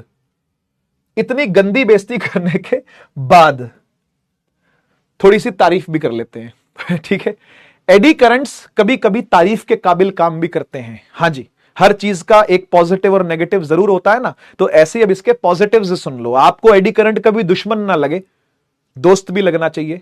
तो दोस्त लगवाने के लिए हम लोग यूज करते हैं डीबीजी, डेड बीट गैल्वेनोमीटर। मैं आपको समझाता हूं क्या होता है। देखो इन सब की बहुत डिटेल्स तो नहीं है आपके पास, सिर्फ एक दो लाइनें हैं, वो मैं आपको बताता हूं। देखो डेड बीट गैल्वेनोमीटर क्या होते हैं बताएं। इनमें एडी करंट्स का इस्तेमाल किया जाता है, यूज किया जाता है। कैसे? देखो होता क्या है, जब भी आप गैल्वेनोमीटर यूज करते हो ना, उसके अंदर आपने देखा सुई घूमती है ऐसे ऐसे, और वो सुई ना तुरंत घूम के जीरो पे नहीं आती, वो ना थोड़ा ऐसे ऐसे करती रहती है, थोड़ी देर फिर जीरो पे आएगी।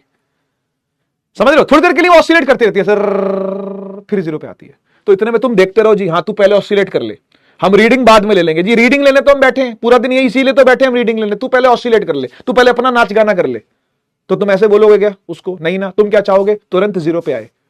कुछ अगर रीडिंग हम ले रहे हैं गैल्वेनोमीटर से, तो ये नाचे ना यूं करके, वो नाचे है, नाचने लगती है वो जीरो पे आते आते। तो इसलिए एडी करंट का यूज करते ताकि नाचे ना, डैम्प कर देता है ना, ऑसिलेशंस को मार देता है ना, जल्दी से जीरो पे ले आता है। तो यह काम है डेड बीट गैल्वेनोमीटर का। When coil oscillates the eddy current generated in the core oppose the motion and bring the coil to rest quickly, जल्दी से रेस्ट पे आ जाए, जल्दी से रेस्ट पे आ जाए। हम ये चाहते हैं ताकि फटाफट से अगली रीडिंग ले यार, घर जाए, अपना काम करे, जाके सोए, भिंडी और रोटी खाएं, समझ रहे हो ना भाई, इसलिए जल्दी रेस्ट पे आए। तो छुट्टी हो, वो यूं नाचे जाएगी, फिर अगली रीडिंग लो फिर यूं नाच रही है, फिर तीसरी रीडिंग लो फिर यूं नाच रही है, ऐसी नहीं चाहिए अपने को। ऐसा गैल्वेनोमीटर हमारे काम का नहीं है। तो डेड बीट गैल्वेनोमीटर यूज करते हैं, उसके अंदर एडी करंट्स प्रोड्यूस हो जाते हैं। तो ज्यादा नाचेगी ना, अपने आप उसको फटाफट से रेस्ट पे ले आएगा। समझ गए? एक दो एग्जांपल और देता हूं। मैग्नेटिक ब्रेकिंग सुना होगा आपने, यह टेक्नोलॉजी आ चुकी है और आने वाली भी है। और ट्रेन्स में magnetic braking, magnetic braking in the trains. अब जो ट्रेन्स की टेक्नोलॉजी आ रही है, इवन हमारे देश में भी जो ट्रेन्स की टेक्नोलॉजी आ रही है, वो मैग्नेटिकली एडी करंट्स प्रोड्यूस करके उसको रोका जा रहा है ट्रेन्स को, और बहुत स्मूथ ब्रेकिंग होती है, वो बहुत स्मूथ ब्रेकिंग होती है। क्या करते हैं, देखो ये पहिया है ना, और आपको पता है वो लोहे का पहिया होता है, लोह पथगामिनी बोलते हैं हिंदी में।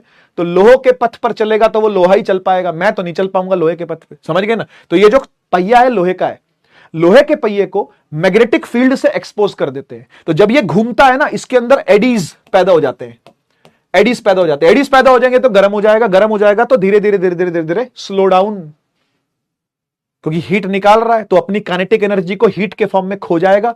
खोने देंगे खोने देंगे खोने देंगे, धीरे धीरे पहिए इसके स्लो होने चालू हो जाएंगे। तो एक स्मूथ ब्रेकिंग सिस्टम है ये, ठीक है ना, स्मूथ ब्रेकिंग सिस्टम है, स्मूथ बनाता है। ठीक है, तो फिर से तारीफ हो गई फिर से एडी करंट्स की तारीफ हो गई। अच्छा, आप में से किस किस के घर में वो है इंडक्शन चूल्हा? इंडक्शन चूल्हा देखा है? ज्यादातर ये पीजी वीजी में रहने वाले जो बच्चे बच्चियां हैं, है ना, वो इंडक्शन चूल्हा बहुत यूज करते हैं। इंडक्शन चूल्हा बहुत यूज किया जाता है ना। इंडक्शन चूल्हा भी ऐसे ही काम करता है भाई। इंडक्शन चूल्हा क्या होता है, नीचे इस तरीके से क्यूबॉइड सा सरफेस होता है, उसके ऊपर आप ला करके पतीला धर देते हो, है ना। और वो क्या करता है, वो ऐसे मैग्नेटिक फील्ड एक्चुअली में निकाल रहा होता है कि वो अपने अंदर एडी करंट्स प्रोड्यूस करता है। उस एडी करंट की गर्मी से खाना गर्म होता है।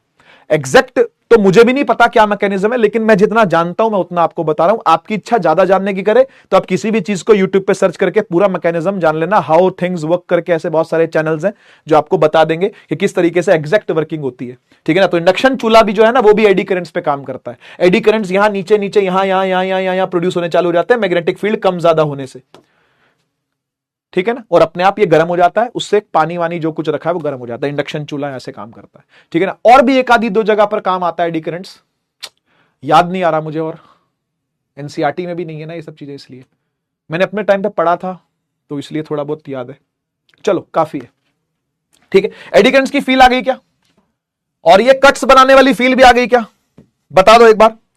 एडी करंट्स की फील आ गई है, कट्स बनाने वाली फील आ गई, एक बार फटाफट से बता दो, एक बार फटाफट से बता दो, जल्दी जल्दी से।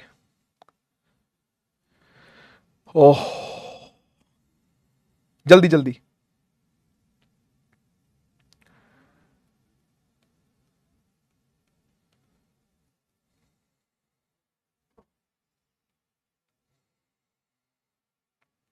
क्या बात है, क्या बात है, क्या बात है। धन्यवाद, धन्यवाद भाई, धन्यवाद, बहुत बहुत धन्यवाद। ठीक है भाई, ठीक है। तो चलो फिर, एडी करंट्स हो गया, एडी करंट्स हो गया। चलते हैं नेक्स्ट टॉपिक पर, नेक्स्ट टॉपिक पर, नेक्स्ट टॉपिक पर। हाँ चलो, ये भी सुन लो, ये भी सुन लो, ये बहुत अच्छी चीज है। कह रहा है कि मैग्नेट है, उसको ड्रॉप किया गया, same height through PVC and aluminium pipes. PVC pipe देखा आपने क्या होता है? प्लास्टिक का जो पाइप होता है, प्लास्टिक का पाइप होता है, पीवीसी है ये, ठीक है ना। और ये एक एल्यूमिनियम का पाइप है, ये एल्यूमिनियम का पाइप है, ठीक है। दोनों में मैग्नेट छोड़ा है आपने, ये रहा मैग्नेट, अब दिखा, ये रहा मैग्नेट, ठीक है ना। आपने दोनों में मैग्नेट को छोड़ दिया ऐसे ऐसे, ठीक है। तो आपको बताना magnet will reach the ground first, किस में से मैग्नेट जल्दी नीचे आएगा? क्वेश्चन समझ में आया? एक पीवीसी की पाइप है, प्लास्टिक पाइप जो होती है, और जो नाली वाली में यूज होती है आपके, उसमें सीवर वगैरह में यूज होती है पीवीसी की पाइप, और एक एल्युमिनियम की पाइप है, ठीक है। तो दोनों में मैग्नेट को छोड़ा, ठीक है। तो दोनों में से कहां पे मैग्नेट आपको जल्दी नीचे मिलेगा? तो आंसर है प्लास्टिक में, यहां पे। यहां पहले आएगा या बाद में आएगा?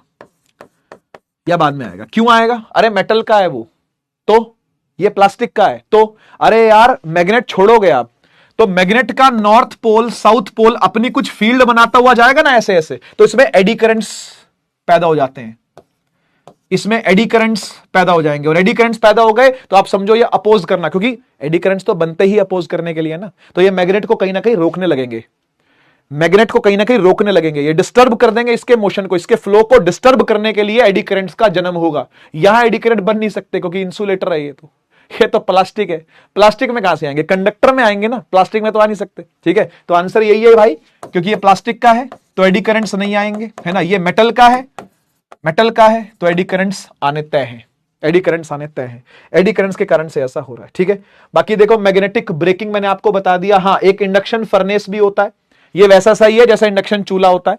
ठीक है, गर्म करता है, और उससे खाना गर्म कर रहे थे, इससे हम लोग लोहे को पिघलाएंगे, मेटल्स को पिघलाने के लिए होता है। फर्नेस का मतलब होता है भट्टी, फर्नेस का मतलब होता है भट्टी, भट्टी या भट्टा। देखा ना भाई, ईंटों की भट्टी देखिए ना, ईंटों का भट्टा देखा ना, वो ऐसे बड़े से खड़े रहते हैं जो ईंटों के भट्टे। ठीक है ना, तो फर्नेस इस भट्टी, भट्टी क्या करती है? पिघलाती है किसको? मेटल्स को, है ना, अदरवाइज पकाने वकाने के काम आती है। ठीक है, तो पढ़ लेना इन सबको यार, ऐसा इसमें कुछ नहीं है। ठीक है, इलेक्ट्रिक पावर मीटर, पुराने टाइम में मीटर आते थे ऐसे, आजकल तो मीटर डिजिटल आ गए हैं। आप याद करना या पापा से पूछना, पहले के टाइम पे ऐसे मीटर आते थे बिजली के, ऐसे मीटर आते, उसके ऊपर ना ऐसे गोल सी डिस्क होती थी ऐसे। देखा किसी ने वाला मीटर? मुश्किल है, मुश्किल है शायद किसी ने मीटर देखा हो, आजकल नहीं आते ऐसे मीटर। इसमें ना डिस्क गोल गोल गोल गोल घूमती रहती है, एनालॉग टाइप मीटर बोलते हैं इसको, डिजिटल मीटर नहीं, एनालॉग टाइप मीटर होता है, उसमें डिस्क घूमती थी, वो भी एडी करंट से घूमती थी, rotates due to the eddy current. और फिर इंडक्शन कुकटॉप यानी चूल्हा, ये मैंने आपको बता ही दिया। तो ये सब इसके काम है एडी करंट्स के। आगे बढ़ते हैं, आगे बढ़ते हैं। ठीक है, क्वेश्चन देखो, कैरन which of the following devices eddy current effect is not used? Furnace में होता है, मैग्नेटिक ब्रेकिंग में होता है, इलेक्ट्रोमैग्नेट में ऐसा काम नहीं है कोई भी, इलेक्ट्रोमैग्नेट में ऐसा एडी करंट्स का काम नहीं है कोई भी। ठीक है ना, है ना। तो और इलेक्ट्रिक हीटर में भी यूज होता है भाई। ठीक है ना, हीटिंग डिवाइसेस के अंदर एडी करंट्स यूज करे जाते हैं। ठीक है, आगे बढ़ते हैं यार, आगे बढ़ते हैं, टॉपिक पर आते हैं। सेल्फ इंडक्टेंस, सेल्फ इंडक्टेंस क्या होता है? देखो सुनो, सेल्फ इंडक्टेंस मैं इसको ऐसे पढ़ता था अपने टाइम पे, हमारे टीचर लोगों ने हमको ऐसे पढ़ाया था। सेल्फ इंडक्टेंस का मतलब होता है खुद से खुद की खुंदक खुद से खुद की दुश्मनी, खुद से खुद की जंग। यस, इसी को बोलते हैं सेल्फ इंडक्टेंस, सेल्फ इंडक्शन, खुद से खुद की जंग, है ना।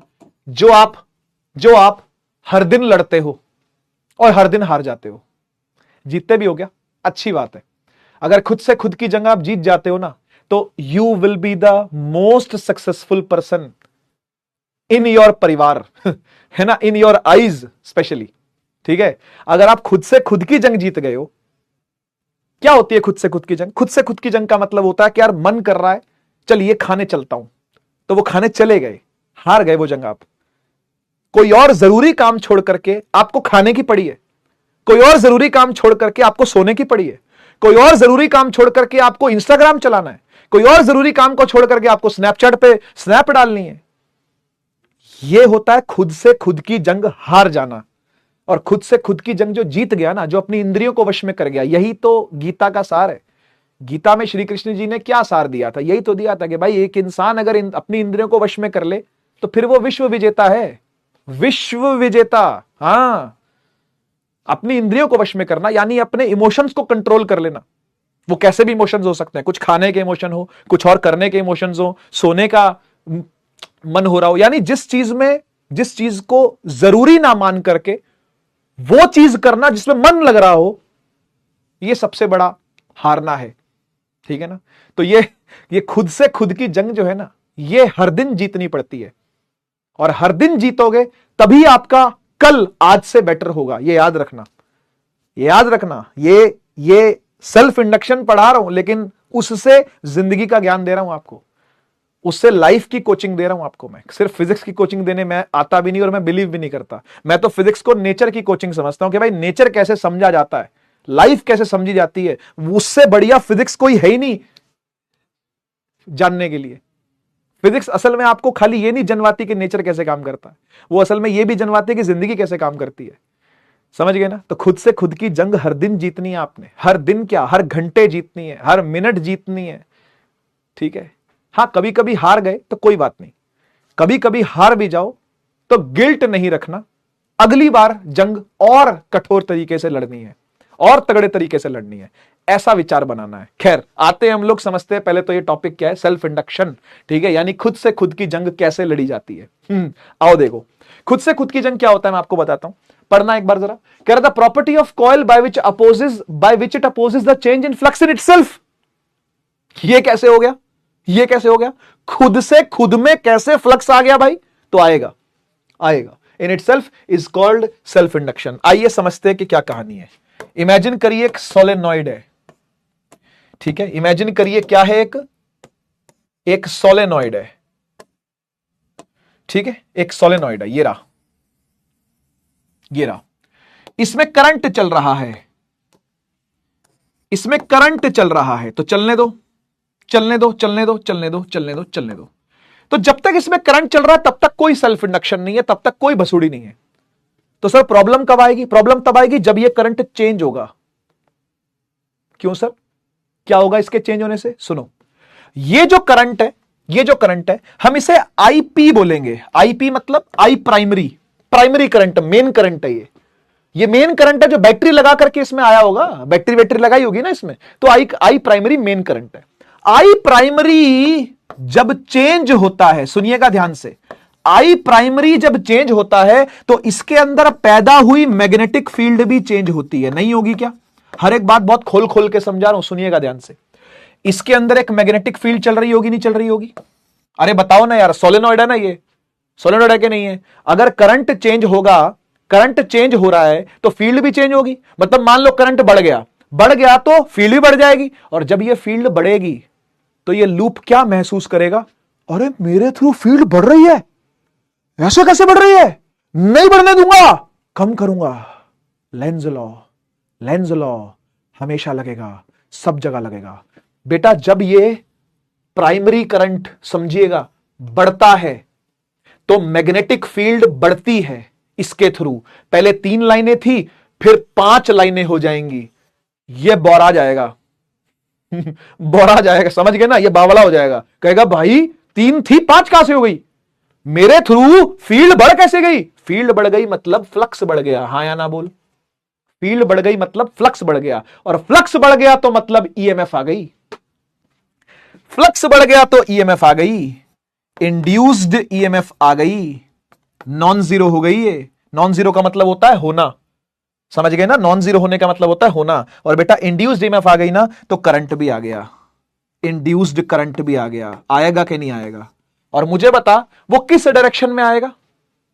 वो किस डायरेक्शन में आएगा? क्या वो सपोर्ट करने के लिए आएगा? अच्छा फील्ड बढ़ रही है, हाँ बढ़ाओ और बढ़ाओ, ऐसे करेगा क्या वो? नहीं, वो कम करेगा। यानी इस पूरे शरीर में, इस पूरे सोलेनॉइड में नेट करंट जो आएगा, टोटल करंट जो आएगा, वो आई प्राइमरी माइनस आई इंड्यूस्ड होगा। सोच के देखियो, इस प्राइमरी करंट को मारने के पर्पस से इंड्यूस करंट का जन्म हुआ है। सोच और बता फील आई कि नहीं आई? सोच और बता फील आई कि नहीं आई? बेटा एक बात बता, क्या ये लूप चाहेगा कि मेरे थ्रू फील्ड बढ़ जाए? ना। मेरे थ्रू फ्लक्स चेंज हो जाए? ना। तो ये क्या करेगा? उसको कम करने की कोशिश, और कम करने में रूट कॉज क्या है, जड़ क्या है? जड़ ये सोचेगा जड़ मिटा दूं मैं, और जड़ मिटाने के लिए चला है ये, इसलिए माइनस होगा। प्राइमरी करंट में से इंड्यूस करंट माइनस होगा, तब बनता है नेट करंट। क्या मेरी बात समझ में आई? इसका उल्टा सोचते हैं अब। आजा इसका उल्टा सोचे। देख बेटा, केस नंबर 2 में आपने इसमें प्राइमरी करंट चलाया है, वो चल रहा, यहां से प्राइमरी करंट निकल के बाहर आ गया, कोई दिक्कत नहीं, ठीक है। इस बार आप क्या कर रहे हो? प्राइमरी करंट घटा रहे हो। सोचना, प्राइमरी करंट कम कर रहे हैं। पहले 5 एंपियर निकलता था, फिर 4 कर दिया, फिर 3 कर दिया, फिर 2 कर दी, फिर 1 कर दिया, 0 कर दिया। प्राइमरी करंट घटा रहे हो। इसमें से मैग्नेटिक फील्ड भी घटेगी। पहले मान ले 5 लाइनें निकल रही थी, फिर 3 ही निकलेंगी, है ना। पहले 5 निकल रही थी, अब 3 निकलेंगी, यानी सर मैग्नेटिक फील्ड भी घटेगी, हाँ या ना बोल। इसके थ्रू जो मैग्नेटिक फील्ड है म्यू नॉट एन आई, मैग्नेटिक फील्ड इन सोलेनोइड क्या होती है, म्यू नॉट एन आई। आई कम हो रहा है तो बी भी कम होगा, तो बी भी कम हो रहा है। बता बेटा फ्लक्स कम होगा कि नहीं होगा? यस सर, इसके थ्रू फ्लक्स भी कम हो रहा होगा। फील्ड लाइनें कम हो रही हैं, फ्लक्स कम होगा। फ्लक्स कम होगा यानी फ्लक्स चेंज हो रहा है, और फ्लक्स चेंज होगा तो ईएमएफ फिर से इंड्यूस्ड हो गई भाई, हाँ या ना बोल। फिर से इंड्यूस हो गई, यानी करंट फिर से इंड्यूस हो गया। पर इस बार करंट कैसा वाला इंड्यूस होगा, सपोर्ट करने वाला या अपोज करने वाला? बता बता, इस बार क्या बोलेगा लूप? इस बार बोलेगा यार मेरे थ्रू अच्छी भली फील्ड निकल रही थी, अब कम होने लगी, कम होने लगी, यार और कम हो रही है, यार और कम हो रही है, यार मैं नहीं सहता, यार मैं इसको बढ़ाऊंगा, मैं इसको बढ़ाऊंगा। और बढ़ाने के लिए रूट कॉज कौन था? ये करंट जो घट रहा था। बोलेगा भाई तेरे को सपोर्ट करने आ रहा हूं, तू मत घट भाई, तू टेंशन ना ले यार, तेरा भाई तेरे को सपोर्ट करने के लिए आ रहा है। भाई कौन? इंड्यूस्ड। यानी नेट करंट यहां पर जो होगा वो होगा आई प्राइमरी में आई इंड्यूस्ड ऐड हुआ हुआ। क्या कहते हो, हाँ या ना? क्या कहते हो, हाँ या ना? मतलब प्राइमरी तो है ही है, उसके सपोर्ट में इंड्यूस भी आ जाएगा, उसी दिशा में आएगा ताकि सपोर्ट कर सके, ताकि बढ़वा सकूं। क्या कहते हो, हाँ या ना? क्या ऐसा ही होगा कि नहीं, है ना? और यहां पर आएगा तो उल्टा आएगा भाई, उल्टा आएगा। क्या तुमको समझ में आया खुद से खुद की जंग कैसे लड़ी जा रही है? जब डीमोटिवेट होने लगा खुद से ही, तो खुद ही ने खुद को मोटिवेट कर दिया, है ना। और जब ओवर मोटिवेट हो गया था, ज्यादा फैल गया था, ओवर कॉन्फिडेंट हो गया था, तो खुद ने ही खुद को कम कर दिया। खुद से खुद की जंग है ये। आया कि नहीं आया? और इससे भी पहले और इससे भी अच्छा अगर लाइफ कोचिंग समझ में आई ना, तो फायर इमोजी लगाना, ठीक है ना। मैं सिर्फ फिजिक्स सिखाने नहीं आया हूं भाई, फिजिक्स सिखाने नहीं आया, वो मुझे सिखानी पड़ती है, ठीक है ना, वो मुझे सिखानी पड़ती है, लेकिन मैं उसके माध्यम से और बहुत कुछ सिखाता हूं, ठीक है। तो बताओ यार, तो बताओ यार, समझ में आई तो फायर इमोजी लगाना। समझ में आई तो खुद से खुद की जंग देख रहे हो ना कैसी है ना। यहां पे करंट बढ़ रहा था, मतलब समझो बिना बात के बंदा फूला हुआ घूम रहा था, चौड़ में, अकड़ में। मेरे को तो बहुत कुछ आता है, मुझे तो बहुत कुछ पता है, इससे ज्यादा पढ़ने की जरूरत नहीं है, ठीक है ना। अपने आप ही ऐसा इंड्यूस करंट आया जिसने हौसले गिरा दिए, जो बिना बात के हौसले बड़े हुए थे वो गिरा दिए, ओवर कॉन्फिडेंस खत्म कर दिया बंदे का। ये भी खुद से खुद की जंग है जो लड़नी पड़ती है। और यहां देख, करंट कम हो रहा था यानी व्यक्ति डीमोटिवेट हो रहा था, डीमोटिवेट हो रहा था तो अंदर से किक आई, अंदर से मोटिवेशन आई, भाई क्या कर रहा है तू, क्यों नहीं पढ़ रहा है तू, क्यों टाइम वेस्ट कर रहा है तू? तो सपोर्ट करने के लिए करंट और आ गया, ओवरऑल करंट बढ़ गया। ये खुद से खुद की जंग आपको हर दिन लड़नी है, हर दिन, हर घंटे, हर मिनट, ताकि हर अगला दिन पिछले दिन से बेटर हो जाए। ये था सेल्फ इंडक्शन, ठीक है। आइए अब हम लोग सेल्फ इंडक्शन का कोफिशिएंट पढ़ते हैं, जिसको बोलते हैं सेल्फ इंडक्टेंस। सेल्फ इंडक्टेंस, अब ये सेल्फ इंडक्टेंस क्या होता है सुनो। सेल्फ इंडक्टेंस होता है एक कांस्टेंट, ठीक है, एक कांस्टेंट। और कैसे आता है ये मैं दिखाता हूं। देखो, आपने एक चीज नोट करी कि जो फ्लक्स आ रहा है, जो फ्लक्स आ रहा है, क्या वो डायरेक्टली प्रोपोर्शनल नहीं है करंट के? सोचना सोचना, बहुत बहुत सिंपल सी बात है ये। करंट बढ़ाओगे फ्लक्स बढ़ेगा, करंट कम करोगे फ्लक्स कम होगा, नो डाउट, इसमें कोई डाउट नहीं है, है ना। करंट के बढ़ाने से फ्लक्स बढ़ता, घटाने से घटता, घटाने से घटता, सही बात है, बढ़िया। प्रोपोर्शनैलिटी का साइन हटाओ, इक्वल टू लगाओ, साथ में कांस्टेंट लगाओ, वो कांस्टेंट ये एल है। सेल्फ इंडक्टेंस को एल से डिनोट करते हैं बेटा, ठीक है ना। इसको इंडक्टेंस बोलूंगा या सेल्फ इंडक्टेंस बोलूंगा आप समझ जाना, एल से डिनोट करते हैं। और ये होता है phi is equal to L I, phi is equal to L I, यही है, यही है, phi is equal to L I. यार अभी तो रंग बनाया था, कहां गया? पागल वागल है क्या थोड़ा सा? अरे अभी तो रंग बनाया था यार।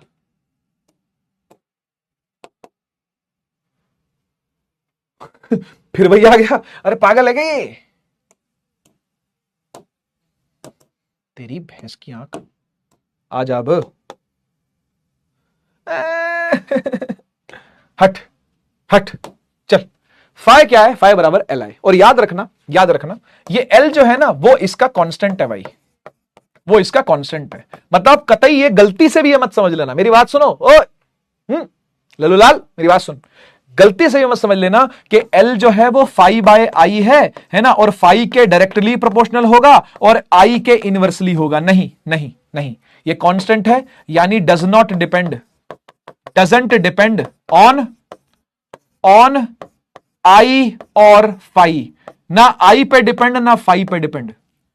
ये जो L है ये कांस्टेंट है, ना आई पे डिपेंड करता ना फाई पे डिपेंड करता, याद रखना इस बात को, ठीक है। ये कांस्टेंट है, जैसे बिल्कुल वैसे ही जैसे V is equal to I R में आई कांस्टेंट होता है ना, ना वोल्टेज पे डिपेंड करता ना करंट पे करता है। ऐसे ही देखो Q is equal to CV, याद आ रहा होगा आपको, कैपेसिटेंस ना तो V पे डिपेंड करती है ना Q पे डिपेंड करती है, कुछ और ही चीजों पे डिपेंड करती है। क्या था वो? एप्सिलॉन नॉट A बाय D पे डिपेंड करती है, R रो L बाय A पे डिपेंड करती है। ऐसे ही ये L भी किसी चीज पे डिपेंड करता होगा, देखेंगे वो किस चीज पे करता है, तो शक में मत रहना। Phi is equal to Li, और ये जो कांस्टेंट है इसकी एक यूनिट भी है, SI unit of L is Henry. ये वही हेनरी है जिसे ठेंगा मिला था, एक्सपेरिमेंट करता गया फेराडे के साथ, फेराडे ले गया लॉ, फराडे के लॉ के नाम से जाने जाता EMI, लेकिन भाई को क्या पकड़ा दिया? भाई को पकड़ा दिया झुंझुना, माने SI यूनिट। बोल तेरे नाम पे यूनिट रख दिया, जा ऐश कर, ठीक है ना। बस हेनरी का इतना ही लेना देना था कि बेचारा यूनिट ही रखवा पाया, H से डिनोट करते हैं इसको, ठीक है ना। तो याद रखना SI unit of self inductance क्या है बेटा? हेनरी है, ठीक है, हेनरी, H से डिनोट करते हैं, ठीक, बढ़िया। तो ये कांस्टेंट है भाई, डिपेंड नहीं करता किसी चीज पे, ठीक है जी। अच्छा, ठीक है, ये बात सही है कि डिपेंड नहीं करता किसी पे, इनमें से फाई और आई में से, लेकिन वैसे तो चीजों पे डिपेंड करता होगा ना। हाँ, तो डिराइव करेंगे एक छोटा सा फॉर्मूला हम लोग अभी थोड़ी देर में, लेकिन एक बात और समझो, है ना, एक बात और समझो। अगर n टर्न्स की बात हो, ठीक है ना, फॉर n टर्न्स, अगर n टर्न्स की बात हो तो इसको n फाई लिखते हैं बेटा, n phi is equal to Li। याद रखना इसको याद रखना, भूलना नहीं, ठीक है, इसको आपने याद रखना है, भूलना नहीं है, ठीक है। सिंगल टर्न के लिए phi is equal to Li, n turns के लिए n phi is equal to Li, इस तरीके से लिखा जाता है, ठीक है जी। हजम कर लो यहां तक की सारी बातें, ठीक है। L वैसे तो कांस्टेंट ही है, ठीक है ना, L वैसे तो कांस्टेंट ही है। आइए एक आधा क्वेश्चन देख लेते हैं।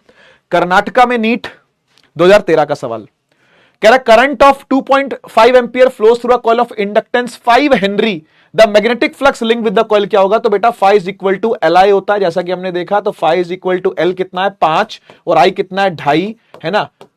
5 25 जब 12.5 हो जाएगा ना, 12.5 वेबर आ गया, 12.5 वेबर आ गया, है ना। बी ऑप्शन एकदम सही है। इस तरीके के सवाल पास्ट में आए हुए हैं, तो घबराने का नहीं, टेंशन नहीं लेने का, ठीक है। एक और देख लो सवाल फटाफट से, 2008 का सवाल है। कह रहे एक लॉन्ग सोलेनॉइड है जिसके 500 टर्न्स हैं, यानी N दिया हुआ है 500, देखते जाना। When a current of 2 ampere, I कितना है? 2 एम्पियर है, आई कितना है? 2 एम्पियर है, is pass through it the resulting magnetic flux link with the each turn, each turn का है इतना वेबर, ठीक है, ईच टर्न का है इतना वेबर, कितना? 4 इंटू 10⁻³ वेबर, ठीक है। तो आपको बताना है सेल्फ इंडक्टेंस यानी L कितना होगा। तो फॉर्मूला आपने देख ही लिया, N phi is equal to Li होता है, ठीक है। N फाई बराबर Li, N कितना है? 500, फाई कितना है? 4 इंटू 10⁻³ L तो निकालना है, और करंट कितना है? 2 से इसको काट लो, 2 पे 5 दूनी 10, है ना, 5 दूनी 10, और 0 0, और 10⁻³ भी 1000 ही है भाई, तो ये 1 आ गया, L आ गया 1 हेनरी, L आ गया 1 हेनरी, ठीक है, L आ गया 1 हेनरी। बढ़िया जी। आई होप इसमें कोई दिक्कत आप में से किसी को भी नहीं होनी चाहिए, ठीक है।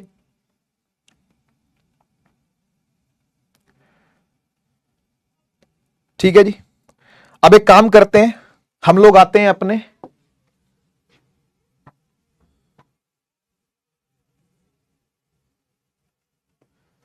सेल्फ इंडक्टेंस के फॉर्मूले पर, ठीक है। सेल्फ इंडक्टेंस यानी L और सोलेनॉइड के लिए, क्योंकि सोलेनॉइड की ही ज्यादातर यूसेज में काम आता है, तो सोलेनॉइड के लिए हम इसका सेल्फ इंडक्टेंस का फॉर्मूला निकालेंगे। देखते जाओ आप देखते जाओ क्या क्या होता है। ये देखो, ये सोलेनॉइड है, ठीक है। इस सोलेनॉइड में कोई प्राइमरी करंट चल रहा होगा, है ना, आई, ठीक है, और इसमें से फील्ड निकल रही होगी, बी, ठीक है, बढ़िया। तो जब करंट आई चल रहा है, फील्ड बी चल रही है, ठीक है ना, तो हम सिंपली लिख सकते हैं, अच्छा इसकी लेंथ को एल ले लेते हैं बेटा, है ना, इसकी लेंथ को एल ले लेते हैं, एन को, स्मॉल एन को लेते हैं number of turns per unit length, जिसको टर्न डेंसिटी बोलते हैं। याद है टर्न डेंसिटी, इसका नाम टर्न डेंसिटी है, ठीक है। और ये स्मॉल एन होता है वो कैपिटल एन बाय एल ही होता है ना, नंबर ऑफ टर्न्स ऊपर आ गया। ये सब याद होगा आपको, मतलब होना चाहिए याद, नहीं है तो मैं क्या करूं, याद होना चाहिए आपको, ठीक है ना। तो ये सब चीजें यहां पे यूज होंगी, ठीक है। अच्छा, अब आप जानते हो भाई एक टर्न तो है नहीं, मल्टीपल टर्न्स है, इसलिए phi is equal to L I ना लिख करके N phi is equal to L I ऐसा लिखना चाहिए, ठीक है ना भाई, ठीक है ना भाई, एन फाई बराबर एल आई लिखना चाहिए, ठीक, बढ़िया। अब जब एन फाई बराबर एल आई आप लिख रहे हो, है ना, तो फाई को पूरा लिखो, फिर फाई को पूरा लिखो। फाई पूरा कैसे लिखा जाएगा, फाई पूरा कैसे लिखा जाएगा भाई, ये फ्लक्स है, ये फ्लक्स है ना, फ्लक्स को लिखते हैं B A cos theta. Cos theta को अभी के लिए भूल जा, क्योंकि वैसे भी एरिया वेक्टर ऐसे होगा और मैग्नेटिक फील्ड भी ऐसे ही है, तो cos 0 1 होता है, टेंशन ना ले। तो इसको मैं सिर्फ बी ए लिख रहा हूं, is equal to L I, कोई दिक्कत, लिख सकता हूं ऐसे, है ना, बढ़िया। अच्छा, अब ये बी को देख जरा, ये बी क्या है सर, ये मैग्नेटिक फील्ड है, वेरी गुड, क्या बात है बेटा, बहुत बढ़िया।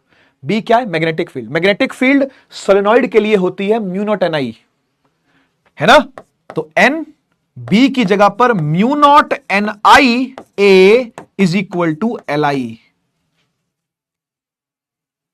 आई से आई खत्म, एल बराबर म्यू नॉट एन यानी नंबर ऑफ टर्न्स, ये number of turns per unit length है, देख स्मॉल एन क्या है, कैपिटल एन बाय एल, यानी सर एक और एन, हां, और डिवाइड बाय एल भी, हां, और फिर ए भी, हां, और देख क्या बन गया, ये बन गया mu naught N square A by L, ठीक है, ठीक है। ये होता है बेटा सेल्फ इंडक्टेंस का फॉर्मूला डिराइव किया गया, म्यू नॉट एन स्क्वायर, है ना, थोड़ा सही से लिख दूं, सुंदर से लिख दूं, mu naught N square A by L.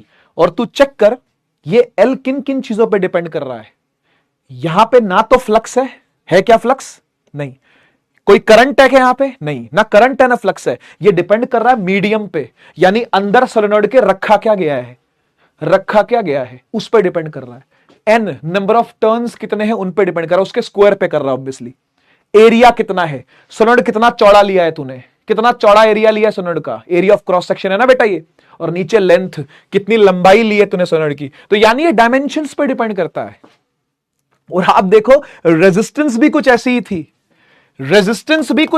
वो भी डायमेंशंस पे रो एल बाय ए पे डिपेंड था उसका, है ना। ऐसी सी क्या था, epsilon naught A by D, dimensions पे डिपेंड कर रहा था, प्लेटों का, पैरेलल प्लेट कैपेसिटर का एरिया क्या है, पैरेलल प्लेट कैपेसिटर के बीच में डिस्टेंस कितना है ना, लंबाई कितनी है, मोटाई कितनी, ये वो चीजें हैं भाई, ये वो चीजें हैं। ये सोलेनॉइड के अंदर क्या रखा है उस पे, टर्न्स कितने हैं उस पे, एरिया कितना है उस पे, लेंथ कितनी है उस पे डिपेंड करता है, ठीक है ना। ये सारे भाई आपस में, पता है आपको, आर सी और एल ये सब कजन मौसी के बेटे हैं, हां, इन सब की मौसियां जो है ना वो एक नानी की बेटियां नहीं है, नानियों की बहनों की बेटियां हैं आगे से, समझ गए ना, मतलब रिश्ता है लेकिन दूर का है, लेकिन है कजन्स, समझ गए ना। तो ये कजन्स है सारे आपस में, कौन, आर सी और एल। और आपको ये तीनों एक साथ देखने को मिलेंगे अगले चैप्टर में, एसी नाम है जिस चैप्टर का, अल्टरनेटिंग करंट, इसलिए मैं आपको साथ साथ तीनों दिखाए जा रहा हूं, बार बार तीनों साथ में इसलिए दिखा रहा हूं मैं आपको, ठीक है ना। हजम करो इसको, हजम कर लो फटाफट, ठीक है। अच्छा, इसको लिखने का एक तरीका और भी है भाई, वो भी मैं लिख देता हूं, बेटा कैपिटल एन को आप ऐसे भी लिख सकते हो, एनएल लिख सकते हो ना, एल को यहां ले जाऊं तो, हां, पुट कर दो जरा, यहां पे पुट कर दो, mu naught N square L square A by L, एक एल से एक एल गया, ठीक है। तो यहां से एल निकल के आ गया, म्यू नॉट छोटा N square A L. Another way to write, another way to write inductance, ठीक है। सेल्फ इंडक्टेंस लिखने का एक और तरीका है ये, ठीक है, एक और तरीका है।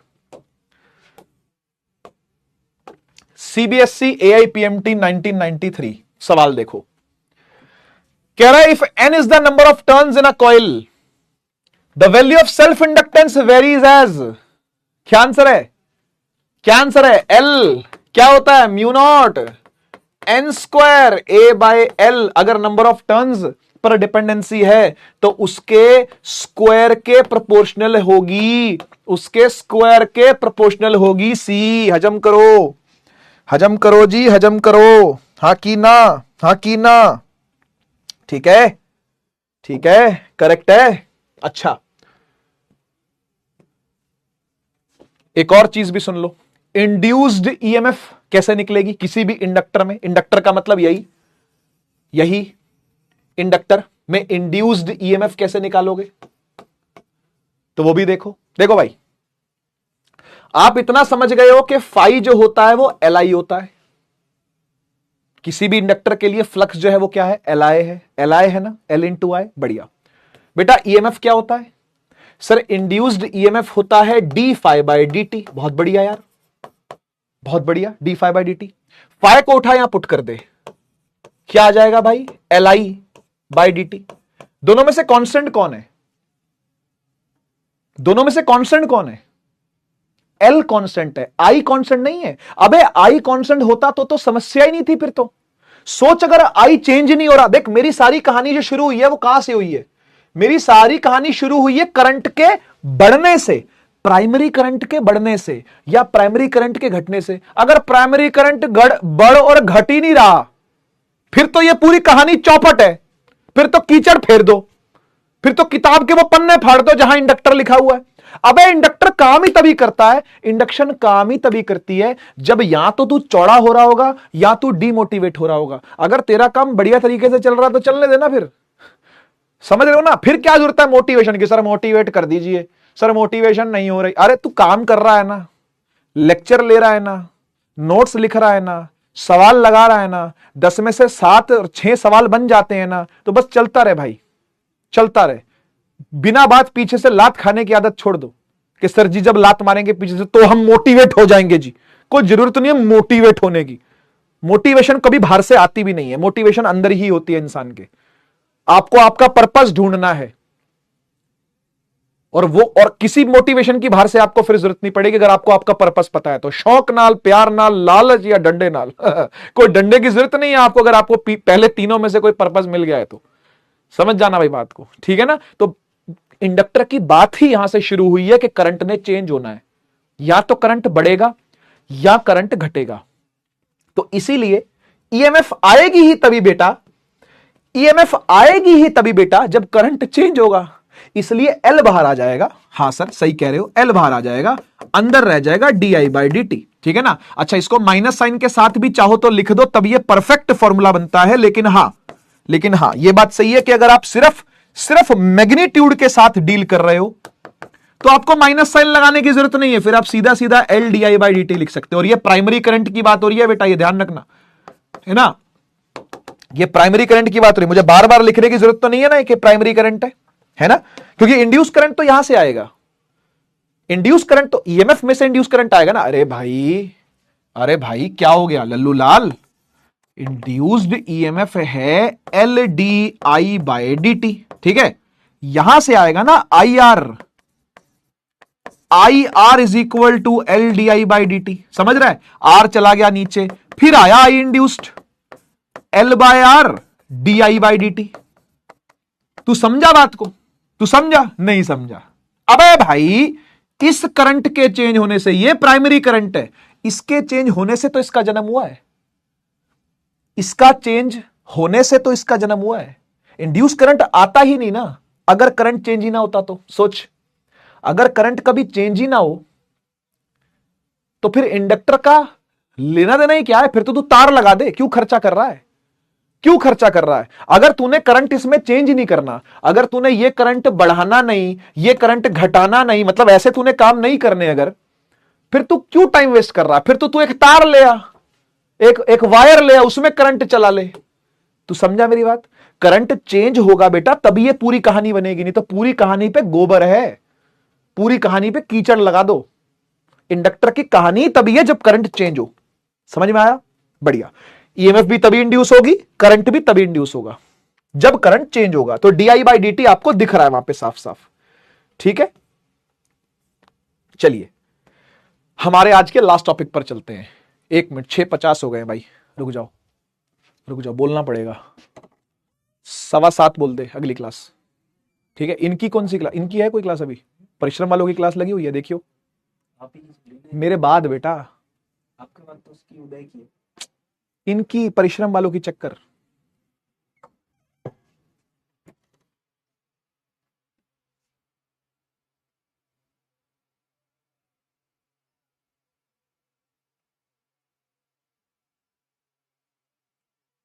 अरे वो शेड्यूल दिखा, शेड्यूल शेड्यूल।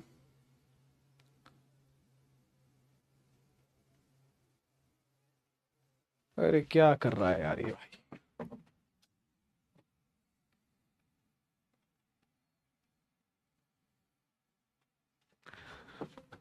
अबे यहां से शेड्यूल आता है यार, यहां से, इधर से शेड्यूल आता है जो, वो दिखा। यहां से जो आता है वो दिखा।